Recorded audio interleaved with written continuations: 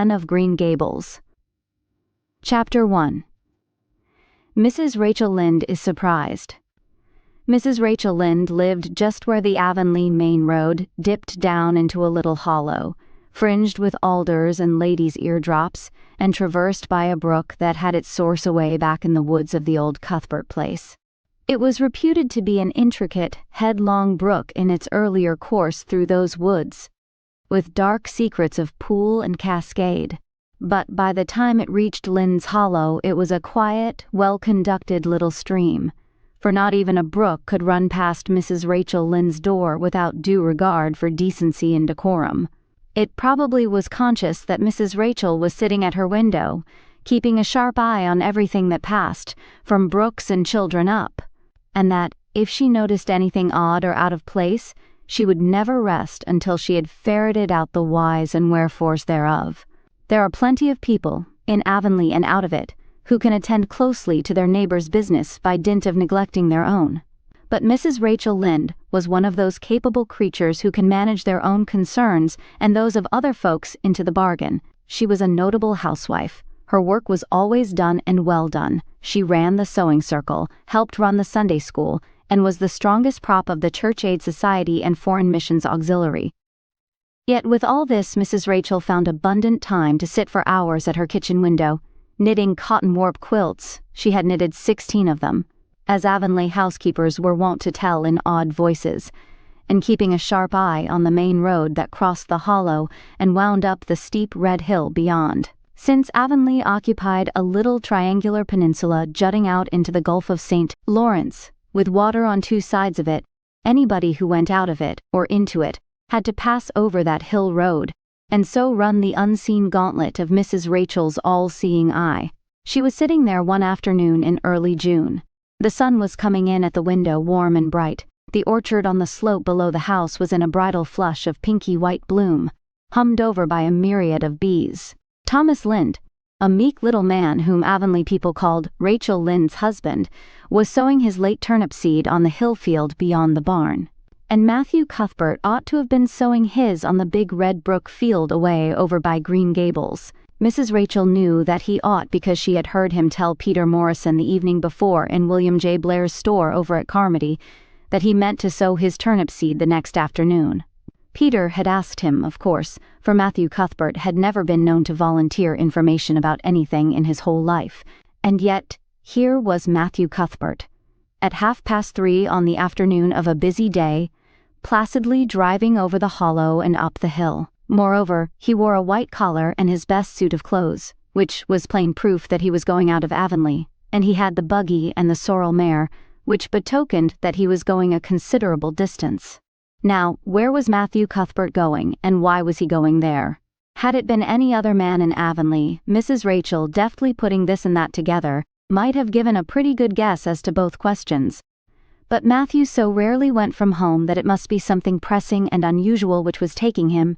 He was the shyest man alive, and hated to have to go among strangers, or to any place where he might have to talk. Matthew, dressed up with a white collar and driving in a buggy, was something that didn't happen often. Mrs. Rachel, ponder as she might, could make nothing of it, and her afternoon's enjoyment was spoiled. "I'll just step over to Green Gables after tea and find out from Marilla where he's gone and why," the worthy woman finally concluded. "He doesn't generally go to town this time of year, and he never visits. If he'd run out of turnip seed, he wouldn't dress up and take the buggy to go for more. He wasn't driving fast enough to be going for a doctor. Yet something must have happened since last night to start him off.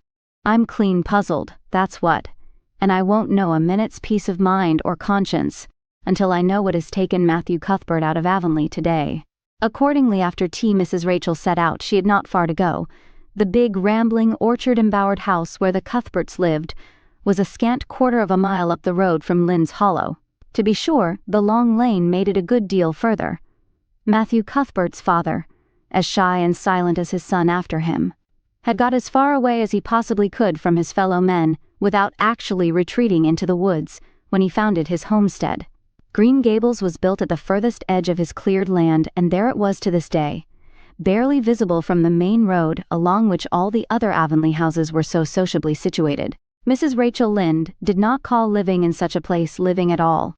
"It's just staying, that's what," she said as she stepped along the deep-rutted, grassy lane bordered with wild rose bushes.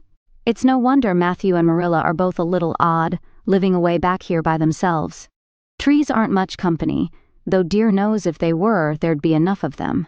I'd rather look at people. To be sure, they seem contented enough, but then I suppose they're used to it. A body can get used to anything, even to being hanged, as the Irishman said." With this, Mrs. Rachel stepped out of the lane into the backyard of Green Gables.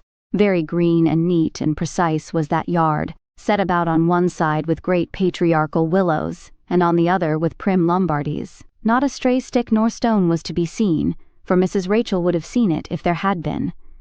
Privately, she was of the opinion that Marilla Cuthbert swept that yard over as often as she swept her house. One could have eaten a meal off the ground without overbrimming the proverbial peck of dirt.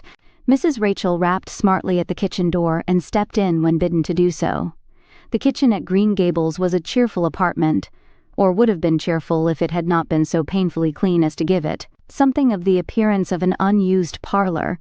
Its windows looked east and west. Through the west one, looking out on the backyard, came a flood of mellow June sunlight, but the east one, whence you got a glimpse of the bloom-white cherry trees in the left orchard and nodding, slender birches down in the hollow by the brook, was greened over by a tangle of vines.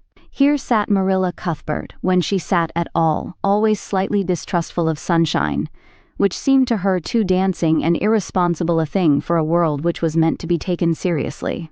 And here she sat now, knitting, and the table behind her was laid for supper.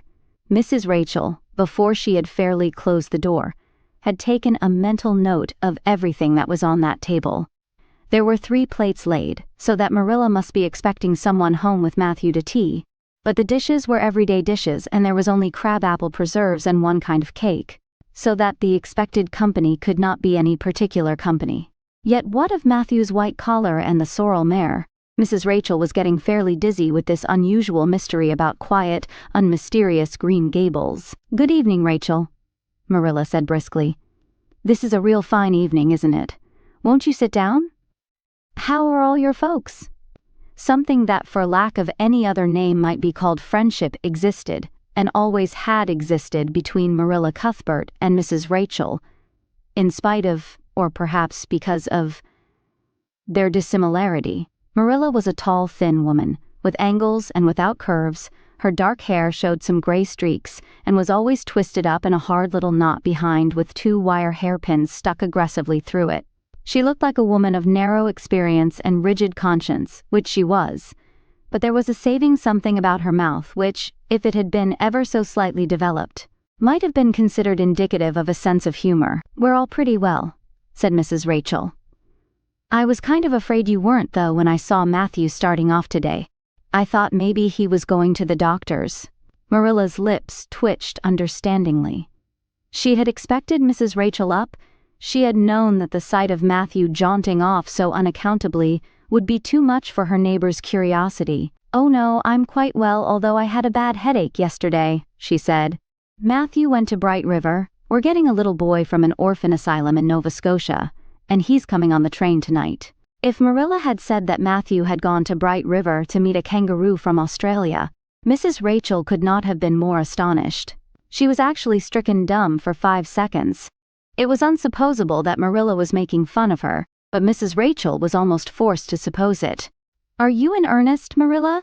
she demanded when voice returned to her. "Yes, of course," said Marilla, as if getting boys from orphan asylums in Nova Scotia were part of the usual spring work on any well-regulated Avonlea farm instead of being an unheard-of innovation. Mrs. Rachel felt that she had received a severe mental jolt. She thought in exclamation points. A boy! Marilla and Matthew Cuthbert of all people adopting a boy. From an orphan asylum. Well, the world was certainly turning upside down. She would be surprised at nothing after this. Nothing. What on earth put such a notion into your head? She demanded disapprovingly. This had been done without her advice being asked, and must perforce be disapproved. "Well, we've been thinking about it for some time, all winter, in fact," returned Marilla. "Mrs. Alexander Spencer was up here one day before Christmas, and she said she was going to get a little girl from the asylum over in Hopeton in the spring. Her cousin lives there, and Mrs. Spencer has visited her and knows all about it. So Matthew and I have talked it over off and on ever since. We thought we'd get a boy. Matthew is getting up in years. You know, he's 60, and he isn't so spry as he once was. His heart troubles him a good deal. And you know how desperate hard it's got to be to get hired help.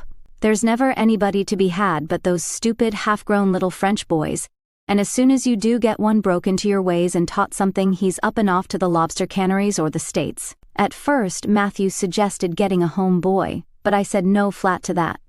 They may be all right, I'm not saying they're not, but no London Street Arabs for me, I said. Give me a native born at least. There'll be a risk no matter who we get. But I'll feel easier in my mind and sleep sounder at nights if we get a born Canadian. So in the end, we decided to ask Mrs. Spencer to pick us out one. When she went over to get her little girl, we heard last week she was going, so we sent her word by Richard Spencer's folks at Carmody to bring us a smart, likely boy of about 10 or 11. We decided that would be the best age, old enough to be of some use in doing chores right off, and young enough to be trained up proper. We mean to give him a good home and schooling. We had a telegram from Mrs. Alexander Spencer today. The mailman brought it from the station, saying they were coming on the 5:30 train tonight. So Matthew went to Bright River to meet him. Mrs. Spencer will drop him off there. Of course, she goes on to White Sands Station herself. Mrs. Rachel prided herself on always speaking her mind. She proceeded to speak it now, having adjusted her mental attitude to this amazing piece of news. Well, Marilla, I'll just tell you plain that I think you're doing a mighty foolish thing, a risky thing. That's what. You don't know what you're getting. You're bringing a strange child into your house and home, and you don't know a single thing about him, nor what his disposition is like, nor what sort of parents he had, nor how he's likely to turn out. Why, it was only last week I read in the paper how a man and his wife up west of the island took a boy out of an orphan asylum, and he set fire to the house at night, set it on purpose, Marilla, and nearly burnt them to a crisp in their beds. And I know another case where an adopted boy used to suck the eggs. They couldn't break him of it. If you had asked my advice in the matter, which you didn't do, Marilla, I'd have said, for mercy's sake, not to think of such a thing, that's what. This job's comforting seemed neither to offend nor to alarm Marilla. She knitted steadily on. I don't deny there's something in what you say, Rachel. I've had some qualms myself. But Matthew was terrible set on it. I could see that, so I gave in. It's so seldom Matthew sets his mind on anything that when he does, I always feel it's my duty to give in. And as for the risk, there's risks in pretty near everything a body does in this world. There's risks in people's having children of their own if it comes to that they don't always turn out well. And then Nova Scotia is right close to the island. It isn't as if we were getting him from England or the States. He can't be much different from ourselves. Well, I hope it will turn out all right, said Mrs. Rachel in a tone that plainly indicated her painful doubts. Only don't say I didn't warn you if he burns Green Gables down or puts strychnine in the well. I heard of a case over in New Brunswick where an orphan asylum child did that, and the whole family died in fearful agonies. Only it was a girl in that instance. Well, we're not getting a girl, said Marilla, as if poisoning wells were a purely feminine accomplishment and not to be dreaded in the case of a boy. I'd never dream of taking a girl to bring up. I wonder at Mrs. Alexander Spencer for doing it, but there, she wouldn't shrink from adopting a whole orphan asylum if she took it into her head. Mrs. Rachel would have liked to stay until Matthew came home with his imported orphan. But reflecting that it would be a good 2 hours at least before his arrival, she concluded to go up the road to Robert Bell's and tell the news. It would certainly make a sensation second to none, and Mrs. Rachel dearly loved to make a sensation. So she took herself away, somewhat to Marilla's relief, for the latter felt her doubts and fears reviving under the influence of Mrs. Rachel's pessimism. Well, of all things that ever were or will be, ejaculated Mrs. Rachel when she was safely out in the lane. It does really seem as if I must be dreaming. Well, I'm sorry for that poor young one, and no mistake. Matthew and Marilla don't know anything about children, and they'll expect him to be wiser and steadier than his own grandfather, if so be's he ever had a grandfather, which is doubtful. It seems uncanny to think of a child at Green Gables somehow. There's never been one there. For Matthew and Marilla were grown up when the new house was built, if they ever were children. Which is hard to believe when one looks at them. I wouldn't be in that orphan's shoes for anything. But I pity him, that's what. So said Mrs. Rachel to the wild rose bushes out of the fullness of her heart. But if she could have seen the child who was waiting patiently at the Bright River station at that very moment, her pity would have been still deeper and more profound. Chapter 2. Matthew Cuthbert is surprised. Matthew Cuthbert and the sorrel mare jogged comfortably over the 8 miles to Bright River. It was a pretty road, running along between snug farmsteads, with now and again a bit of balsamy fir wood to drive through, or a hollow where wild plums hung out their filmy bloom. The air was sweet with the breath of many apple orchards, and the meadows sloped away in the distance to horizon mists of pearl and purple, while the little birds sang as if it were the one day of summer in all the year. Matthew enjoyed the drive after his own fashion, except during the moments when he met women and had to nod to them, for in Prince Edward Island you are supposed to nod to all and sundry you meet on the road whether you know them or not. Matthew dreaded all women except Marilla and Mrs. Rachel. He had an uncomfortable feeling that the mysterious creatures were secretly laughing at him. He may have been quite right in thinking so, for he was an odd-looking personage, with an ungainly figure and long iron-gray hair that touched his stooping shoulders, and a full, soft brown beard, which he had worn ever since he was 20. In fact, he had looked at 20 very much as he looked at 60, lacking a little of the grayness. When he reached Bright River, there was no sign of any train. He thought he was too early, so he tied his horse in the yard of the small Bright River Hotel and went over to the station house. The long platform was almost deserted, the only living creature in sight being a girl who was sitting on a pile of shingles at the extreme end. Matthew, barely noting that it was a girl, sidled past her as quickly as possible without looking at her. Had he looked, he could hardly have failed to notice the tense rigidity and expectation of her attitude and expression. She was sitting there waiting for something or somebody, and, since sitting and waiting was the only thing to do just then, she sat and waited with all her might and main. Matthew encountered the station master locking up the ticket office preparatory to going home for supper, and asked him if the 5:30 train would soon be along. "The 5:30 train has been in and gone half an hour ago," answered that brisk official. "But there was a passenger dropped off for you, a little girl. She's sitting out there on the shingles. I asked her to go into the ladies' waiting room, but she informed me gravely that she preferred to stay outside. There was more scope for imagination," she said. "She's a case, I should say." "I'm not expecting a girl," said Matthew blankly. "It's a boy I've come for. He should be here. Mrs. Alexander Spencer was to bring him over from Nova Scotia for me." The station master whistled. "Guess there's some mistake," he said. "Mrs. Spencer came off the train with that girl and gave her into my charge. Said you and your sister were adopting her from an orphan asylum and that you would be along for her presently. That's all I know about it. And I haven't got any more orphans concealed hereabouts." "I don't understand," said Matthew helplessly, wishing that Marilla was at hand to cope with the situation. "Well, you'd better question the girl," said the station master carelessly. "I dare say she'll be able to explain. She's got a tongue of her own, that's certain. Maybe they were out of boys of the brand you wanted." He walked jauntily away, being hungry, and the unfortunate Matthew was left to do that which was harder for him than bearding a lion in its den walk up to a girl, a strange girl, an orphan girl, and demand of her why she wasn't a boy. Matthew groaned in spirit as he turned about and shuffled gently down the platform towards her.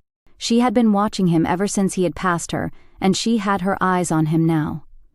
Matthew was not looking at her, and would not have seen what she was really like if he had been.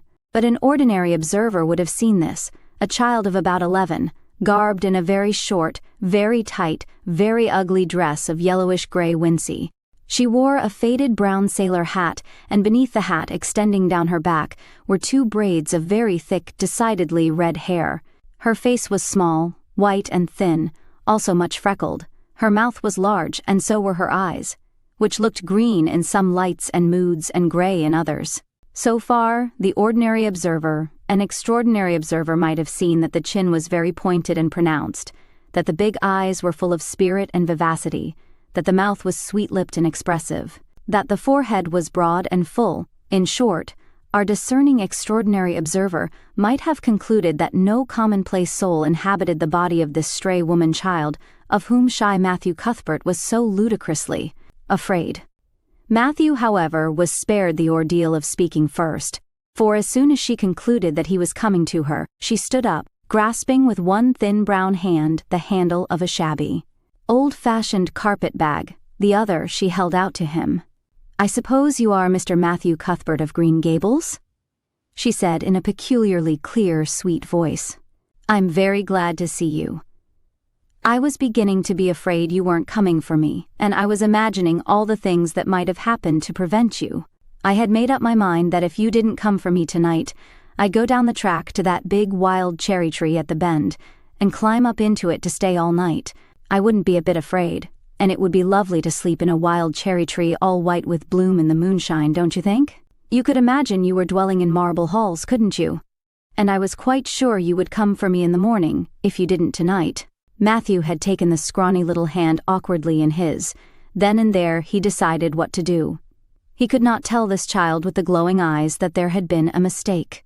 He would take her home and let Marilla do that. She couldn't be left at Bright River anyhow, no matter what mistake had been made, so all questions and explanations might as well be deferred until he was safely back at Green Gables. "I'm sorry I was late," he said shyly. "Come along, the horse is over in the yard. Give me your bag." "Oh, I can carry it," the child responded cheerfully. "It isn't heavy. I've got all my worldly goods in it, but it isn't heavy. And if it isn't carried in just a certain way, the handle pulls out, so I'd better keep it because I know the exact knack of it. It's an extremely old carpet bag." "Oh, I'm very glad you've come, even if it would have been nice to sleep in a wild cherry tree. We've got to drive a long piece, haven't we?" Mrs. Spencer said it was 8 miles. "I'm glad because I love driving. Oh, it seems so wonderful that I'm going to live with you and belong to you. I've never belonged to anybody, not really, but the asylum was the worst. I've only been in it 4 months, but that was enough. I don't suppose you ever were an orphan in an asylum, so you can't possibly understand what it is like. It's worse than anything you could imagine." Mrs. Spencer said it was wicked of me to talk like that, but I didn't mean to be wicked. It's so easy to be wicked without knowing it, isn't it? They were good, you know, the asylum people. But there is so little scope for the imagination in an asylum only, just in the other orphans.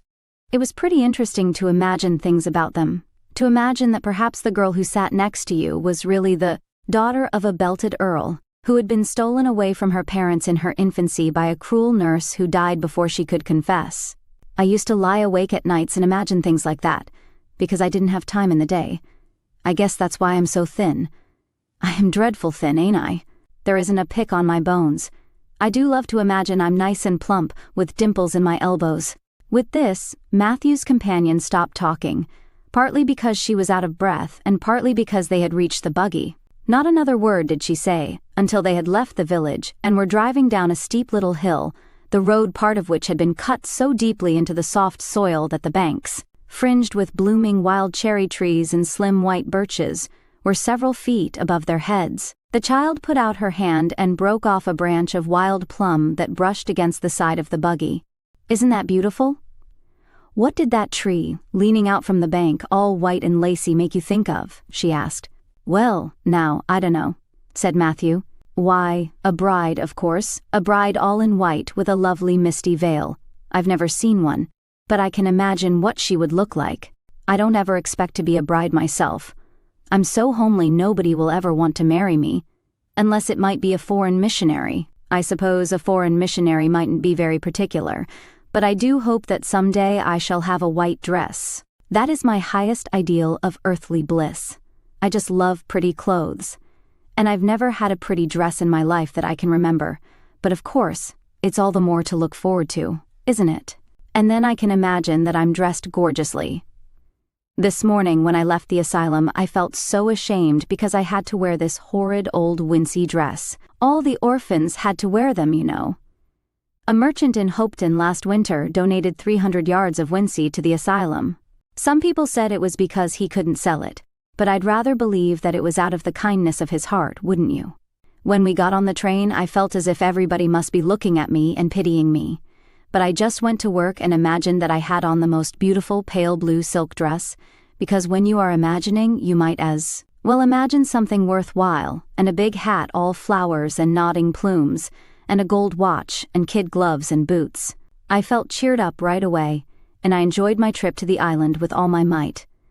I wasn't a bit sick coming over in the boat, neither was Mrs. Spencer, although she generally is. She said she hadn't time to get sick, watching to see that I didn't fall overboard. She said she never saw the beat of me for prowling about, but if it kept her from being seasick, it's a mercy I did prowl, isn't it? And I wanted to see everything that was to be seen on that boat, because I didn't know whether I'd ever have another opportunity. Oh, there are a lot more cherry trees all in bloom. This island is the bloomiest place. I just love it already, and I'm so glad I'm going to live here. I've always heard that Prince Edward Island was the prettiest place in the world, and I used to imagine I was living here, but I never really expected I would. It's delightful when your imaginations come true, isn't it? But those red roads are so funny. When we got into the train at Charlottetown, and the red roads began to flash past, I asked Mrs. Spencer what made them red, and she said she didn't know, and for pity's sake not to ask her any more questions. She said I must have asked her 1,000 already. I suppose I had too, but how are you going to find out about things if you don't ask questions? And what does make the roads red? Well now, I dunno, said Matthew. Well, that is one of the things to find out sometime. Isn't it splendid to think of all the things there are to find out about? It just makes me feel glad to be alive. It's such an interesting world. It wouldn't be half so interesting if we knew all about everything, would it? There'd be no scope for imagination then, would there? But am I talking too much? People are always telling me I do. Would you rather I didn't talk? If you say so, I'll stop. I can stop when I make up my mind to it, although it's difficult. Matthew, much to his own surprise, was enjoying himself. Like most quiet folks, he liked talkative people when they were willing to do the talking themselves and did not expect him to keep up his end of it. But he had never expected to enjoy the society of a little girl. Women were bad enough in all conscience, but little girls were worse. He detested the way they had of sidling past him timidly, with sidewise glances, as if they expected him to gobble them up at a mouthful if they ventured to say a word. That was the Avonlea type of well-bred little girl. But this freckled witch was very different, and although he found it rather difficult for his slower intelligence to keep up with her brisk mental processes, he thought that he kind of liked her chatter. So he said, as shyly as usual, "Oh, you can talk as much as you like. I don't mind." "Oh, I'm so glad. I know you and I are going to get along together fine. It's such a relief to talk when one wants to and not be told that children should be seen and not heard.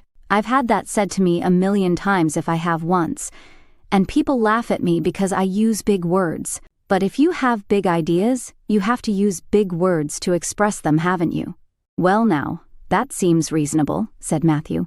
"Mrs. Spencer said that my tongue must be hung in the middle. But it isn't, it's firmly fastened at one end. Mrs. Spencer said your place was named Green Gables. I asked her all about it, and she said there were trees all around it. I was gladder than ever. I just love trees, and there weren't any at all about the asylum.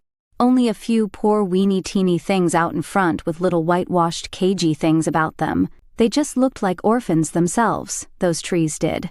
It used to make me want to cry to look at them. I used to say to them, 'Oh, you poor little things. If you were out in a great big woods with other trees all around you, and little mosses and June bells growing over your roots, and a brook not far away, and birds singing in your branches, you could grow, couldn't you? But you can't where you are. I know just exactly how you feel, little trees.'" I felt sorry to leave them behind this morning. You do get so attached to things like that, don't you? Is there a brook anywhere near Green Gables? I forgot to ask Mrs. Spencer that.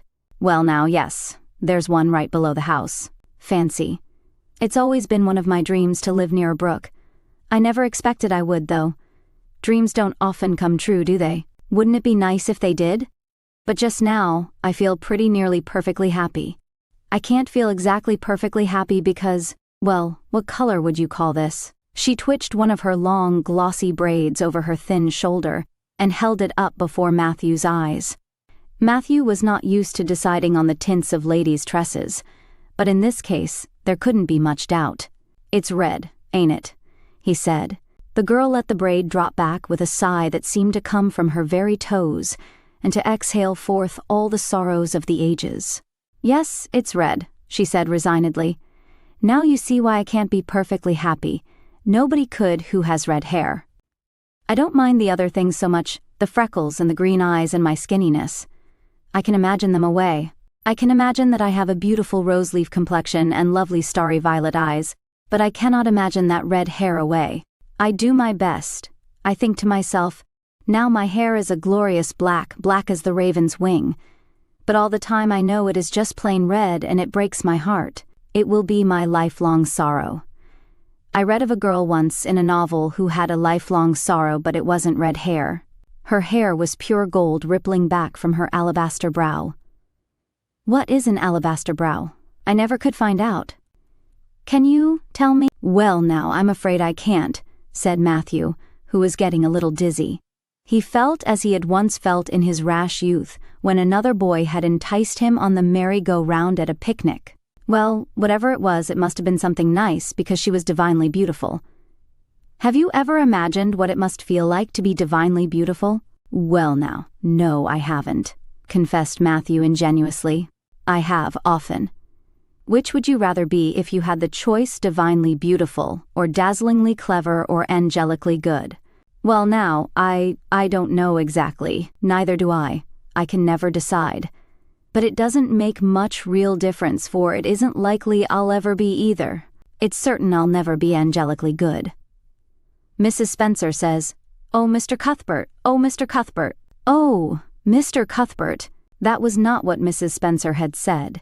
Neither had the child tumbled out of the buggy, nor had Matthew done anything astonishing. They had simply rounded a curve in the road and found themselves in the avenue. The avenue, so called by the Newbridge people, was a stretch of road 400 or 500 yards long, completely arched over with huge, wide-spreading apple trees, planted years ago by an eccentric old farmer.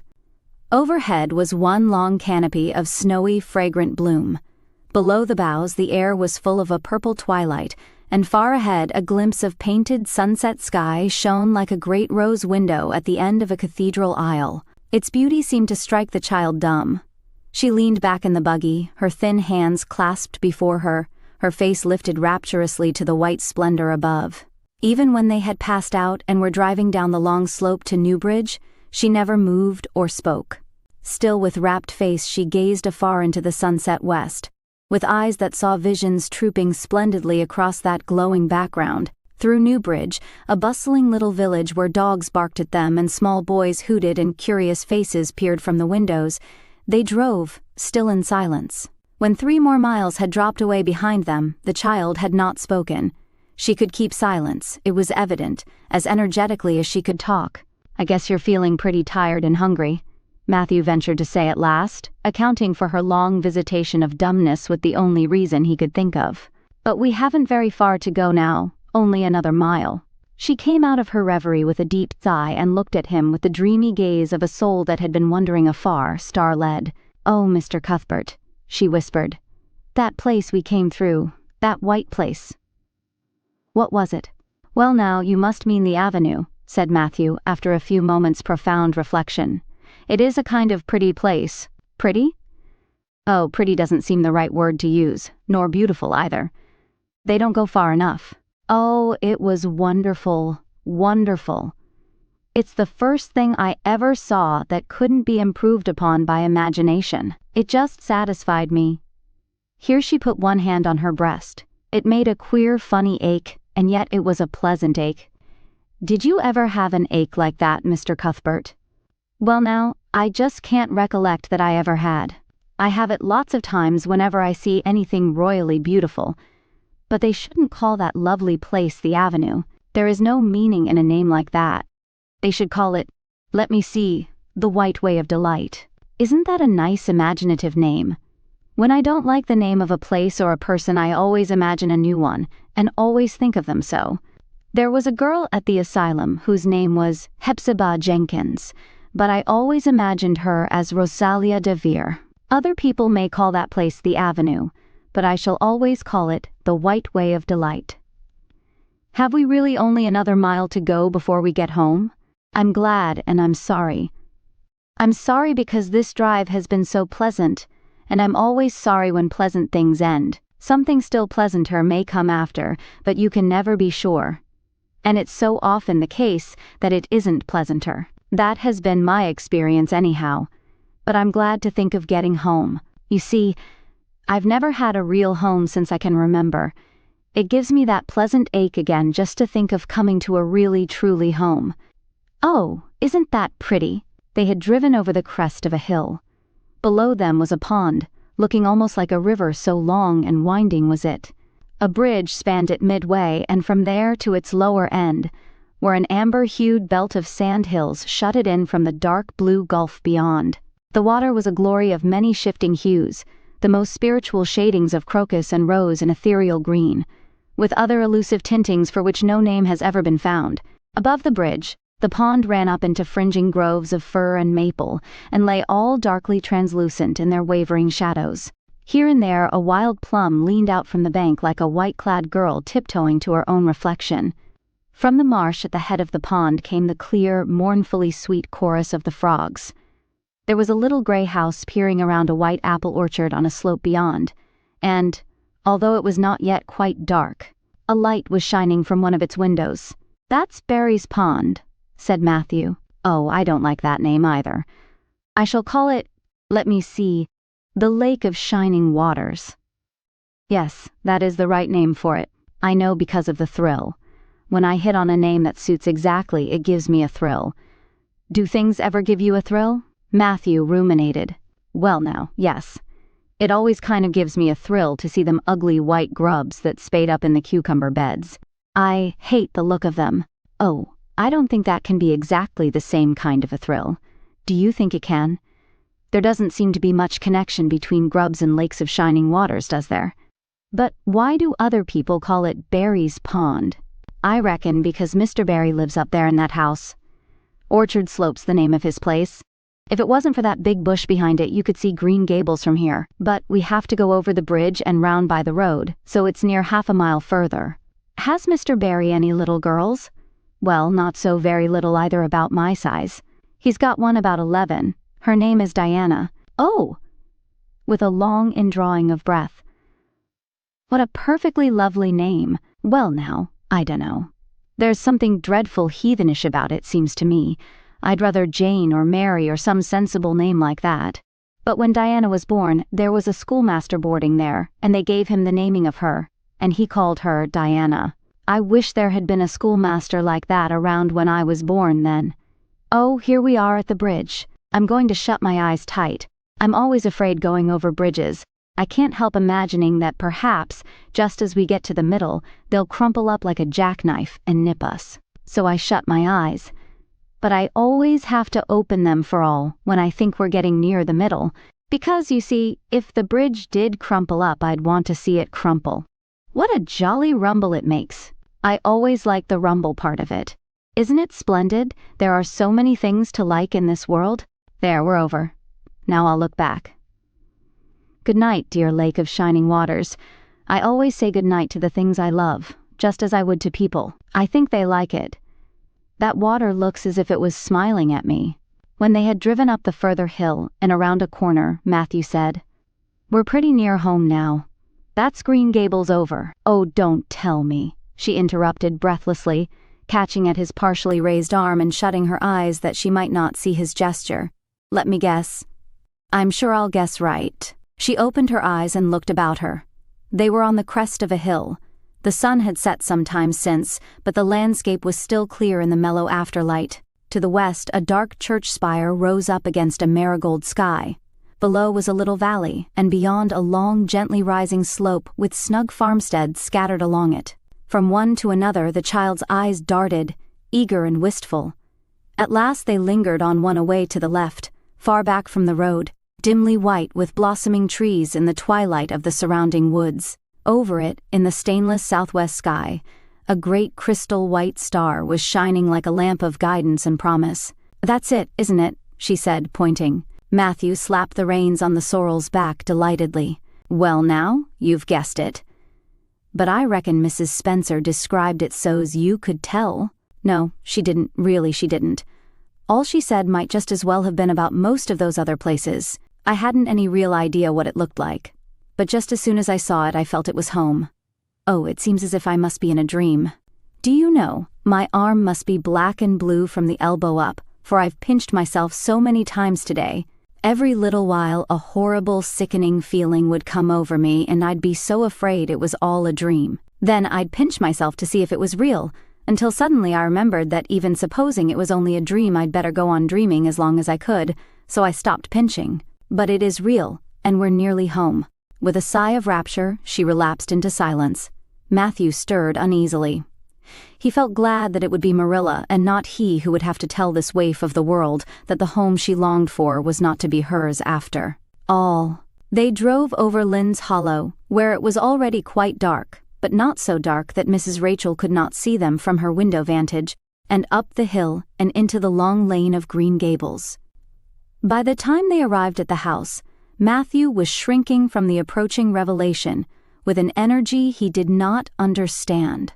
It was not of Marilla or himself he was thinking, or of the trouble this mistake was probably going to make for them, but of the child's disappointment. When he thought of that rapt light being quenched in her eyes, he had an uncomfortable feeling that he was going to assist at murdering something, much the same feeling that came over him when he had to kill a lamb or calf, or any other innocent little creature.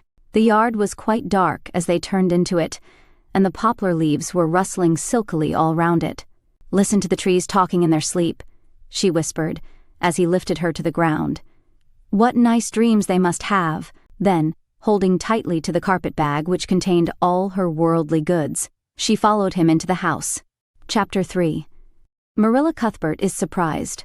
Marilla came briskly forward as Matthew opened the door, but when her eyes fell on the odd little figure in the stiff, ugly dress, with the long braids of red hair and the eager, luminous eyes, she stopped short in amazement. "Matthew Cuthbert, who's that?"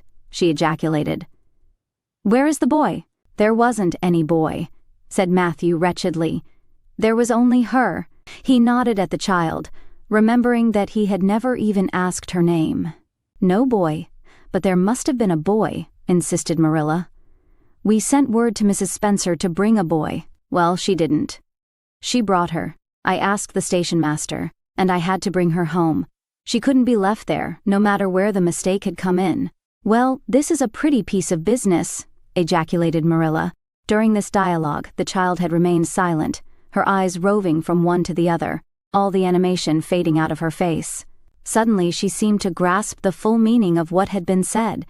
Dropping her precious carpet-bag, she sprang forward a step and clasped her hands. "You don't want me," she cried. "You don't want me because I'm not a boy. I might have expected it. Nobody ever did want me. I might have known it was all too beautiful to last. I might have known nobody really did want me. Oh, what shall I do? I'm going to burst into tears." Burst into tears she did, sitting down on a chair by the table, flinging her arms out upon it, and burying her face in them. She proceeded to cry stormily. Marilla and Matthew looked at each other deprecatingly across the stove. Neither of them knew what to say or do. Finally, Marilla stepped lamely into the breach. Well, there's no need to cry so about it." "Yes, there is need." The child raised her head quickly, revealing a tear-stained face and trembling lips. "You would cry, too, if you were an orphan, and had come to a place you thought was going to be home, and found that they didn't want you because you weren't a boy. Oh, this is the most tragical thing that ever happened to me." Something like a reluctant smile, rather rusty from long disuse, mellowed Marilla's grim expression. "Well, don't cry anymore. We're not going to turn you out of doors tonight. You'll have to stay here until we investigate this affair. What's your name?" The child hesitated for a moment. "Will you please call me Cordelia?" she said eagerly. "Call you Cordelia. Is that your name?" "No, it's not exactly my name, but I would love to be called Cordelia. It's such a perfectly elegant name." "I don't know what on earth you mean." "If Cordelia isn't your name, what is?" "Anne Shirley," reluctantly faltered forth the owner of that name. "But, oh, please do call me Cordelia. It can't matter much to you what you call me if I'm only going to be here a little while, can it? And Anne is such an unromantic name." "Unromantic fiddlesticks," said the unsympathetic Marilla. "Anne is a real good, plain, sensible name. You've no need to be ashamed of it." "Oh, I'm not ashamed of it," explained Anne. "Only I like Cordelia better. I've always imagined that my name was Cordelia, at least I always have of late years. When I was young, I used to imagine it was Geraldine, but I like Cordelia better now. But if you call me Anne, please call me Anne spelled with an E. What difference does it make how it's spelled? Asked Marilla with another rusty smile as she picked up the teapot. Oh, it makes such a difference. It looks so much nicer. When you hear a name pronounced, can't you always see it in your mind, just as if it was printed out? I can, and ANN looks dreadful, but ANNE looks so much more distinguished. If you'll only call me Anne spelled with an E, I shall try to reconcile myself to not being called Cordelia. Very well then, Anne spelled with an E. Can you tell us how this mistake came to be made? We sent word to Mrs. Spencer to bring us a boy. Were there no boys at the asylum? Oh yes, there was an abundance of them. But Mrs. Spencer said distinctly that you wanted a girl about 11 years old, and the matron said she thought I would do. You don't know how delighted I was. I couldn't sleep all last night for joy. Oh, she added reproachfully, turning to Matthew. Why didn't you tell me at the station that you didn't want me and leave me there? If I hadn't seen the White Way of Delight and the Lake of Shining Waters, it wouldn't be so hard. What on earth does she mean? Demanded Marilla, staring at Matthew. She's just referring to some conversation we had on the road, said Matthew hastily. I'm going out to put the mare in, Marilla. Have tea ready when I come back. Did Mrs. Spencer bring anybody over besides you? Continued Marilla when Matthew had gone out. She brought Lily Jones for herself. Lily is only 5 years old and she is very beautiful and had nut brown hair. If I was very beautiful and had nut brown hair, would you keep me? No. We want a boy to help Matthew on the farm. A girl would be of no use to us. Take off your hat. I'll lay it and your bag on the hall table. Anne took off her hat meekly. Matthew came back presently, and they sat down to supper. But Anne could not eat. In vain she nibbled at the bread and butter and pecked at the crab apple preserve out of the little scalloped glass dish by her plate. She did not really make any headway at all. You're not eating anything, said Marilla sharply, eyeing her as if it were a serious shortcoming. Anne sighed. I can't. I'm in the depths of despair. Can you eat when you are in the depths of despair? I've never been in the depths of despair, so I can't say, responded Marilla. Weren't you? Well, did you ever try to imagine you were in the depths of despair? No, I didn't. Then I don't think you can understand what it's like. It's a very uncomfortable feeling indeed. When you try to eat, a lump comes right up in your throat and you can't swallow anything, not even if it was a chocolate caramel. I had one chocolate caramel once 2 years ago and it was simply delicious. I've often dreamed since then that I had a lot of chocolate caramels, but I always wake up just when I'm going to eat them. I do hope you won't be offended because I can't eat. Everything is extremely nice, but still I cannot eat. I guess she's tired, said Matthew, who hadn't spoken since his return from the barn. Best put her to bed, Marilla. Marilla had been wondering where Anne should be put to bed. She had prepared a couch in the kitchen chamber for the desired and expected boy, but although it was neat and clean, it did not seem quite the thing to put a girl there somehow. But the spare room was out of the question for such a stray waif, so there remained only the east gable room. Marilla lighted a candle and told Anne to follow her, which Anne spiritlessly did, taking her hat and carpet bag from the hall table as she passed. The hall was fearsomely clean. The little gable chamber in which she presently found herself seemed still cleaner. Marilla set the candle on a 3-legged, 3-cornered table and turned down the bedclothes. I suppose you have a nightgown? She questioned. Anne nodded. Yes, I have 2. The matron of the asylum made them for me. They're fearfully skimpy. There is never enough to go around in an asylum, so things are always skimpy, at least in a poor asylum like ours. I hate skimpy nightdresses, but one can dream just as well in them as in lovely trailing ones with frills around the neck. That's one consolation. Well, undress as quick as you can and go to bed. I'll come back in a few minutes for the candle. I daren't trust you to put it out yourself. You'd likely set the place on fire. When Marilla had gone, Anne looked around her wistfully. The whitewashed walls were so painfully bare and staring that she thought they must ache over their own bareness. The floor was bare too, except for a round braided mat in the middle, such as Anne had never seen before. In one corner was the bed, a high, old-fashioned one, with 4 dark, low-turned posts. In the other corner was the aforesaid 3-cornered table adorned with a fat, red velvet pincushion hard enough to turn the point of the most adventurous pin. Above it hung a little 6x8 mirror. Midway between table and bed was the window, with an icy white muslin frill over it, and opposite it was the washstand. The whole apartment was of a rigidity not to be described in words, but which sent a shiver to the very marrow of Anne's bones. With a sob, she hastily discarded her garments, put on the skimpy nightgown, and sprang into bed, where she burrowed face downward into the pillow and pulled the clothes over her head. When Marilla came up for the light, various skimpy articles of raiment scattered most untidily over the floor, and a certain tempestuous appearance of the bed were the only indications of any presence save her own. She deliberately picked up Anne's clothes, placed them neatly on a prim yellow chair, and then, taking up the candle, went over to the bed. "Good night," she said, a little awkwardly, but not unkindly. Anne's white face and big eyes appeared over the bedclothes with a startling suddenness. "How can you call it a good night when you know it must be the very worst night I've ever had?" she said reproachfully.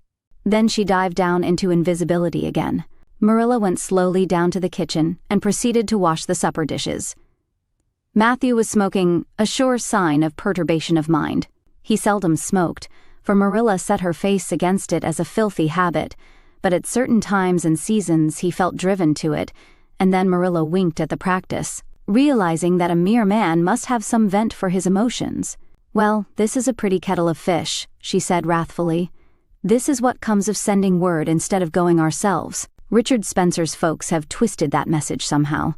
One of us will have to drive over and see Mrs. Spencer tomorrow, that's certain. This girl will have to be sent back to the asylum." "Yes, I suppose so," said Matthew reluctantly. "You suppose so? Don't you know it? Well now, she's a real nice little thing, Marilla. It's kind of a pity to send her back when she's so set on staying here. Matthew Cuthbert. You don't mean to say you think we ought to keep her?" Marilla's astonishment could not have been greater if Matthew had expressed a predilection for standing on his head. "Well now, no, I suppose not exactly," stammered Matthew, uncomfortably driven into a corner for his precise meaning. "I suppose we could hardly be expected to keep her. I should say not. What good would she be to us?" "We might be some good to her," said Matthew suddenly and unexpectedly. "Matthew Cuthbert, I believe that child has bewitched you. I can see as plain that you want to keep her." "Well now, she's a real interesting little thing," persisted Matthew. "You should have heard her talk coming from the station. Oh, she can talk fast enough. I saw that at once. It's nothing in her favor either. I don't like children who have so much to say. I don't want an orphan girl, and if I did, she isn't the style I'd pick out. There's something I don't understand about her. No, she's got to be dispatched straightway back to where she came from. I could hire a French boy to help me," said Matthew, "and she'd be company for you." "I'm not suffering for company," said Marilla shortly, "and I'm not going to keep her." "Well now, it's just as you say, of course, Marilla," said Matthew, rising and putting his pipe away. "I'm going to bed." To bed went Matthew, and to bed, when she had put her dishes away, went Marilla, frowning most resolutely. And upstairs in the east gable, a lonely, heart-hungry, friendless child cried herself to sleep. Chapter 4. Morning at Green Gables. It was broad daylight when Anne awoke and sat up in bed, staring confusedly at the window, through which a flood of cheery sunshine was pouring, and outside of which something white and feathery waved across glimpses of blue sky. For a moment she could not remember where she was. First came a delightful thrill, as of something very pleasant, then a horrible remembrance. This was Green Gables, and they didn't want her because she wasn't a boy. But it was morning, and yes, it was a cherry tree in full bloom outside of her window. With a bound she was out of bed and across the floor. She pushed up the sash. It went up stiffly and creakily, as if it hadn't been open for a long time, which was the case, and it stuck so tight that nothing was needed to hold it up. Anne dropped on her knees and gazed out into the June morning, her eyes glistening with delight. Oh, wasn't it beautiful? Wasn't it a lovely place? Suppose she wasn't really going to stay here. She would imagine she was. There was scope for imagination here.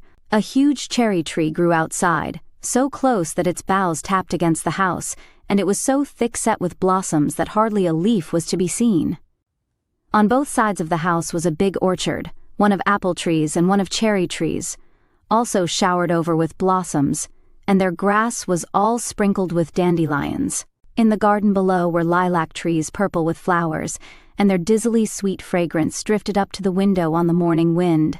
Below the garden, a green field lush with clover sloped down to the hollow where the brook ran, and where scores of white birches grew, upspringing airily out of an undergrowth, suggestive of delightful possibilities in ferns and mosses and woodsy things generally. Beyond it was a hill, green and feathery with spruce and fir. There was a gap in it, where the gray gable end of the little house she had seen from the other side of the lake of shining waters was visible. Off to the left were the big barns, and beyond them, away down over green, low-sloping fields, was a sparkling blue glimpse of sea. Anne's beauty-loving eyes lingered on it all, taking everything greedily in. She had looked on so many unlovely places in her life, poor child, but this was as lovely as anything she had ever dreamed. She knelt there, lost to everything but the loveliness around her, until she was startled by a hand on her shoulder. Marilla had come in unheard by the small dreamer. "It's time you were dressed," she said curtly. Marilla really did not know how to talk to the child, and her uncomfortable ignorance made her crisp and curt when she did not mean to be. Anne stood up and drew a long breath. "Oh, isn't it wonderful?" she said, waving her hand comprehensively at the good world outside. "It's a big tree," said Marilla, "and it blooms great, but the fruit don't amount to much, never small and wormy. Oh, I don't mean just the tree, of course it's lovely. Yes, it's radiantly lovely. It blooms as if it meant it, but I meant everything. The garden and the orchard and the brook and the woods, the whole big dear world. Don't you feel as if you just loved a world on a morning like this? And I can hear the brook laughing all the way up here. Have you ever noticed what cheerful things brooks are? They're always laughing. Even in wintertime I've heard them under the ice. I'm so glad there's a brook near Green Gables. Perhaps you think it doesn't make any difference to me when you're not going to keep me. But it does. I shall always like to remember that there is a brook at Green Gables, even if I never see it again. If there wasn't a brook, I'd be haunted by the uncomfortable feeling that there ought to be one. I'm not in the depths of despair this morning. I never can be in the morning. Isn't it a splendid thing that there are mornings? But I feel very sad. I've just been imagining that it was really me you wanted after all, and that I was to stay here forever and ever. It was a great comfort while it lasted. But the worst of imagining things is that the time comes when you have to stop, and that hurts. You'd better get dressed and come downstairs, and never mind your imaginings," said Marilla, as soon as she could get a word in edgewise. "Breakfast is waiting. Wash your face and comb your hair. Leave the window up and turn your bedclothes back over the foot of the bed. Be as smart as you can." Anne could evidently be smart to some purpose, for she was downstairs in 10 minutes' time, with her clothes neatly on, her hair brushed and braided, her face washed, and a comfortable consciousness pervading her soul that she had fulfilled all Marilla's requirements. As a matter of fact, however, she had forgotten to turn back the bedclothes. "I'm pretty hungry this morning," she announced as she slipped into the chair Marilla placed for her. "The world doesn't seem such a howling wilderness as it did last night. I'm so glad it's a sunshiny morning, but I like rainy mornings real well, too. All sorts of mornings are interesting, don't you think? You don't know what's going to happen through the day, and there's so much scope for imagination. But I'm glad it's not rainy today, because it's easier to be cheerful and bear up under affliction on a sunshiny day. I feel that I have a good deal to bear up under. It's all very well to read about sorrows and imagine yourself living through them heroically, but it's not so nice when you really come to have them, is it? For pity's sake, hold your tongue," said Marilla. "You talk entirely too much for a little girl." Thereupon Anne held her tongue so obediently and thoroughly that her continued silence made Marilla rather nervous, as if in the presence of something not exactly natural. Matthew also held his tongue, but this was natural, so that the meal was a very silent one. As it progressed, Anne became more and more abstracted, eating mechanically, with her big eyes fixed unswervingly and unseeingly on the sky outside the window. This made Marilla more nervous than ever. She had an uncomfortable feeling that while this odd child's body might be there at the table, her spirit was far away in some remote, airy cloudland, borne aloft on the wings of imagination. Who would want such a child about the place? Yet Matthew wished to keep her of all unaccountable things. Marilla felt that he wanted it just as much this morning as he had the night before, and that he would go on wanting it. That was Matthew's way. Take a whim into his head and cling to it with the most amazing silent persistency, a persistency 10 times more potent and effectual in its very silence than if he had talked it out. When the meal was ended, Anne came out of her reverie and offered to wash the dishes. "Can you wash dishes right?" asked Marilla distrustfully. "Pretty well. I'm better at looking after children, though. I've had so much experience at that. It's such a pity you haven't any here for me to look after. I don't feel as if I wanted any more children to look after than I've got at present. You're problem enough in all conscience. What's to be done with you I don't know. Matthew is a most ridiculous man." "I think he's lovely," said Anne reproachfully. "He is so very sympathetic. He didn't mind how much I'd talked, he seemed to like it. I felt that he was a kindred spirit as soon as ever I saw him." "You're both queer enough, if that's what you mean by kindred spirits," said Marilla with a sniff. "Yes, you may wash the dishes. Take plenty of hot water, and be sure you dry them well. I've got enough to attend to this morning, for I'll have to drive over to White Sands in the afternoon and see Mrs. Spencer. You'll come with me, and we'll settle what's to be done with you. After you've finished the dishes, go upstairs and make your bed." Anne washed the dishes deftly enough, as Marilla, who kept a sharp eye on the process, discerned. Later on she made her bed less successfully, for she had never learned the art of wrestling with a feather tick. But it was done somehow and smoothed down, and then Marilla, to get rid of her, told her she might go out of doors and amuse herself until dinner time. Anne flew to the door, face alight, eyes glowing. On the very threshold she stopped short, wheeled about, came back and sat down by the table. Light and glow as effectually blotted out, as if someone had clapped an extinguisher on her. "What's the matter now?" demanded Marilla. "I don't dare go out," said Anne, in the tone of a martyr relinquishing all earthly joys. "If I can't stay here, there is no use in my loving Green Gables. And if I go out there and get acquainted with all those trees and flowers and the orchard and the brook, I'll not be able to help loving it. It's hard enough now, so I won't make it any harder. I want to go out so much. Everything seems to be calling to me, 'Anne, Anne, come out to us. Anne, Anne, we want a playmate, but it's better not. There is no use in loving things if you have to be torn from them, is there? And it's so hard to keep from loving things, isn't it? That was why I was so glad when I thought I was going to live here. I thought I'd have so many things to love and nothing to hinder me. But that brief dream is over. I am resigned to my fate now, so I don't think I'll go out for fear I'll get unresigned again. What is the name of that geranium on the windowsill, please?" "That's the apple-scented geranium." "Oh, I don't mean that sort of a name. I mean just a name you gave it yourself." "Didn't you give it a name?" "May I give it one then? May I call it, let me see, Bonnie would do. May I call it Bonnie while I'm here?" "Oh, do let me. Goodness, I don't care. But where on earth is the sense of naming a geranium? Oh, I like things to have handles, even if they are only geraniums. It makes them seem more like people. How do you know but that it hurts a geranium's feelings just to be called a geranium and nothing else? You wouldn't like to be called nothing but a woman all the time." "Yes, I shall call it Bonnie. I named that cherry tree outside my bedroom window this morning. I called it Snow Queen because it was so white. Of course it won't always be in blossom, but one can imagine that it is, can't one? I never in all my life saw or heard anything to equal her," muttered Marilla, beating a retreat down to the cellar after potatoes. "She is kind of interesting, as Matthew says. I can feel already that I'm wondering what on earth she'll say next. She'll be casting a spell over me, too. She's cast it over Matthew. That look he gave me when he went out said everything he said or hinted last night over again. I wish he was like other men and would talk things out. A body could answer back then and argue him into reason, but what's to be done with a man who just looks?" Anne had relapsed into reverie, with her chin in her hands and her eyes on the sky, when Marilla returned from her cellar pilgrimage. There Marilla left her until the early dinner was on the table. "I suppose I can have the mare and buggy this afternoon, Matthew?" said Marilla. Matthew nodded and looked wistfully at Anne. Marilla intercepted the look and said grimly, "I'm going to drive over to White Sands and settle this thing. I'll take Anne with me, and Mrs. Spencer will probably make arrangements to send her back to Nova Scotia at once.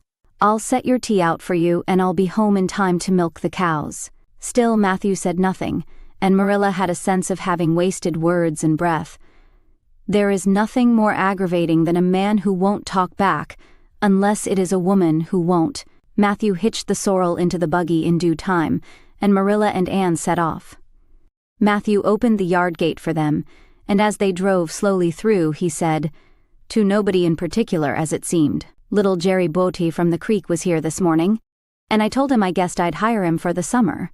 Marilla made no reply, but she hit the unlucky sorrel such a vicious clip with the whip that the fat mare, unused to such treatment, whizzed indignantly down the lane at an alarming pace. Marilla looked back once as the buggy bounced along and saw that aggravating Matthew leaning over the gate, looking wistfully after them. Chapter 5. Anne's History. "Do you know," said Anne confidentially, "I've made up my mind to enjoy this drive. It's been my experience that you can nearly always enjoy things if you make up your mind firmly that you will. Of course, you must make it up firmly. I am not going to think about going back to the asylum while we're having our drive. I'm just going to think about the drive. Oh, look, there's one little early wild rose out. Isn't it lovely? Don't you think it must be glad to be a rose? Wouldn't it be nice if roses could talk? I'm sure they could tell us such lovely things. And isn't pink the most bewitching color in the world? I love it, but I can't wear it. Red-headed people can't wear pink, not even in imagination.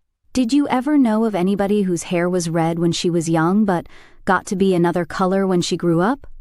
"No, I don't know as I ever did," said Marilla mercilessly, "and I shouldn't think it likely to happen in your case either." Anne sighed. "Well, that is another hope gone. My life is a perfect graveyard of buried hopes." That's a sentence I read in a book once, and I say it over to comfort myself whenever I'm disappointed in anything. "I don't see where the comforting comes in myself," said Marilla. "Why, because it sounds so nice and romantic, just as if I were a heroine in a book, you know. I am so fond of romantic things, and a graveyard full of buried hopes is about as romantic a thing as one can imagine, isn't it? I'm rather glad I have one. Are we going across the Lake of Shining Waters today? We're not going over Barry's Pond, if that's what you mean by your Lake of Shining Waters. We're going by the Shore Road." "Shore Road sounds nice," said Anne dreamily. "Is it as nice as it sounds? Just when you said Shore Road, I saw it in a picture in my mind as quick as that. And White Sands is a pretty name too, but I don't like it as well as Avonlea. Avonlea is a lovely name. It just sounds like music." "How far is it to White Sands?" "It's 5 miles. And as you're evidently bent on talking, you might as well talk to some purpose by telling me what you know about yourself." "Oh, what I know about myself isn't really worth telling," said Anne eagerly. "If you'll only let me tell you what I imagine about myself, you'll think it ever so much more interesting." "No, I don't want any of your imaginings. Just you stick to bald facts. Begin at the beginning. Where were you born and how old are you?" "I was 11 last March," said Anne, resigning herself to bald facts with a little sigh. "And I was born in Bolingbroke, Nova Scotia. My father's name was Walter Shirley, and he was a teacher in the Bolingbroke High School. My mother's name was Bertha Shirley. Aren't Walter and Bertha lovely names? I'm so glad my parents had nice names. It would be a real disgrace to have a father named, well, say Jedediah, wouldn't it?" "I guess it doesn't matter what a person's name is as long as he behaves himself," said Marilla, feeling herself called upon to inculcate a good and useful moral. "Well, I don't know." Anne looked thoughtful. "I read in a book once that a rose by any other name would smell as sweet, but I've never been able to believe it. I don't believe a rose would be as nice if it was called a thistle or a skunk cabbage. I suppose my father could have been a good man even if he had been called Jedediah, but I'm sure it would have been a cross. Well, my mother was a teacher in the high school too, but when she married father, she gave up teaching, of course. A husband was enough responsibility. Mrs. Thomas said that they were a pair of babies and as poor as church mice. They went to live in a weeny, teeny little yellow house in Bolingbroke. I've never seen that house, but I've imagined it thousands of times. I think it must have had honeysuckle over the parlor window and lilacs in the front yard, and lilies of the valley just inside the gate. Yes, and muslin curtains in all the windows. Muslin curtains give a house such an air. I was born in that house. Mrs. Thomas said I was the homeliest baby she ever saw. I was so scrawny and tiny and nothing but eyes, but that mother thought I was perfectly beautiful. I should think a mother would be a better judge than a poor woman who came in to scrub, wouldn't you? I'm glad she was satisfied with me anyhow. I would feel so sad if I thought I was a disappointment to her, because she didn't live very long after that, you see. She died of fever when I was just 3 months old. I do wish she'd lived long enough for me to remember calling her mother. I think it would be so sweet to say, "Mother," don't you? And father died 4 days afterwards from fever too. That left me an orphan, and folks were at their wits' end, so Mrs. Thomas said, what to do with me? You see, nobody wanted me even then. It seems to be my fate. Father and mother had both come from places far away, and it was well known they hadn't any relatives living. Finally, Mrs. Thomas said she'd take me, though she was poor and had a drunken husband.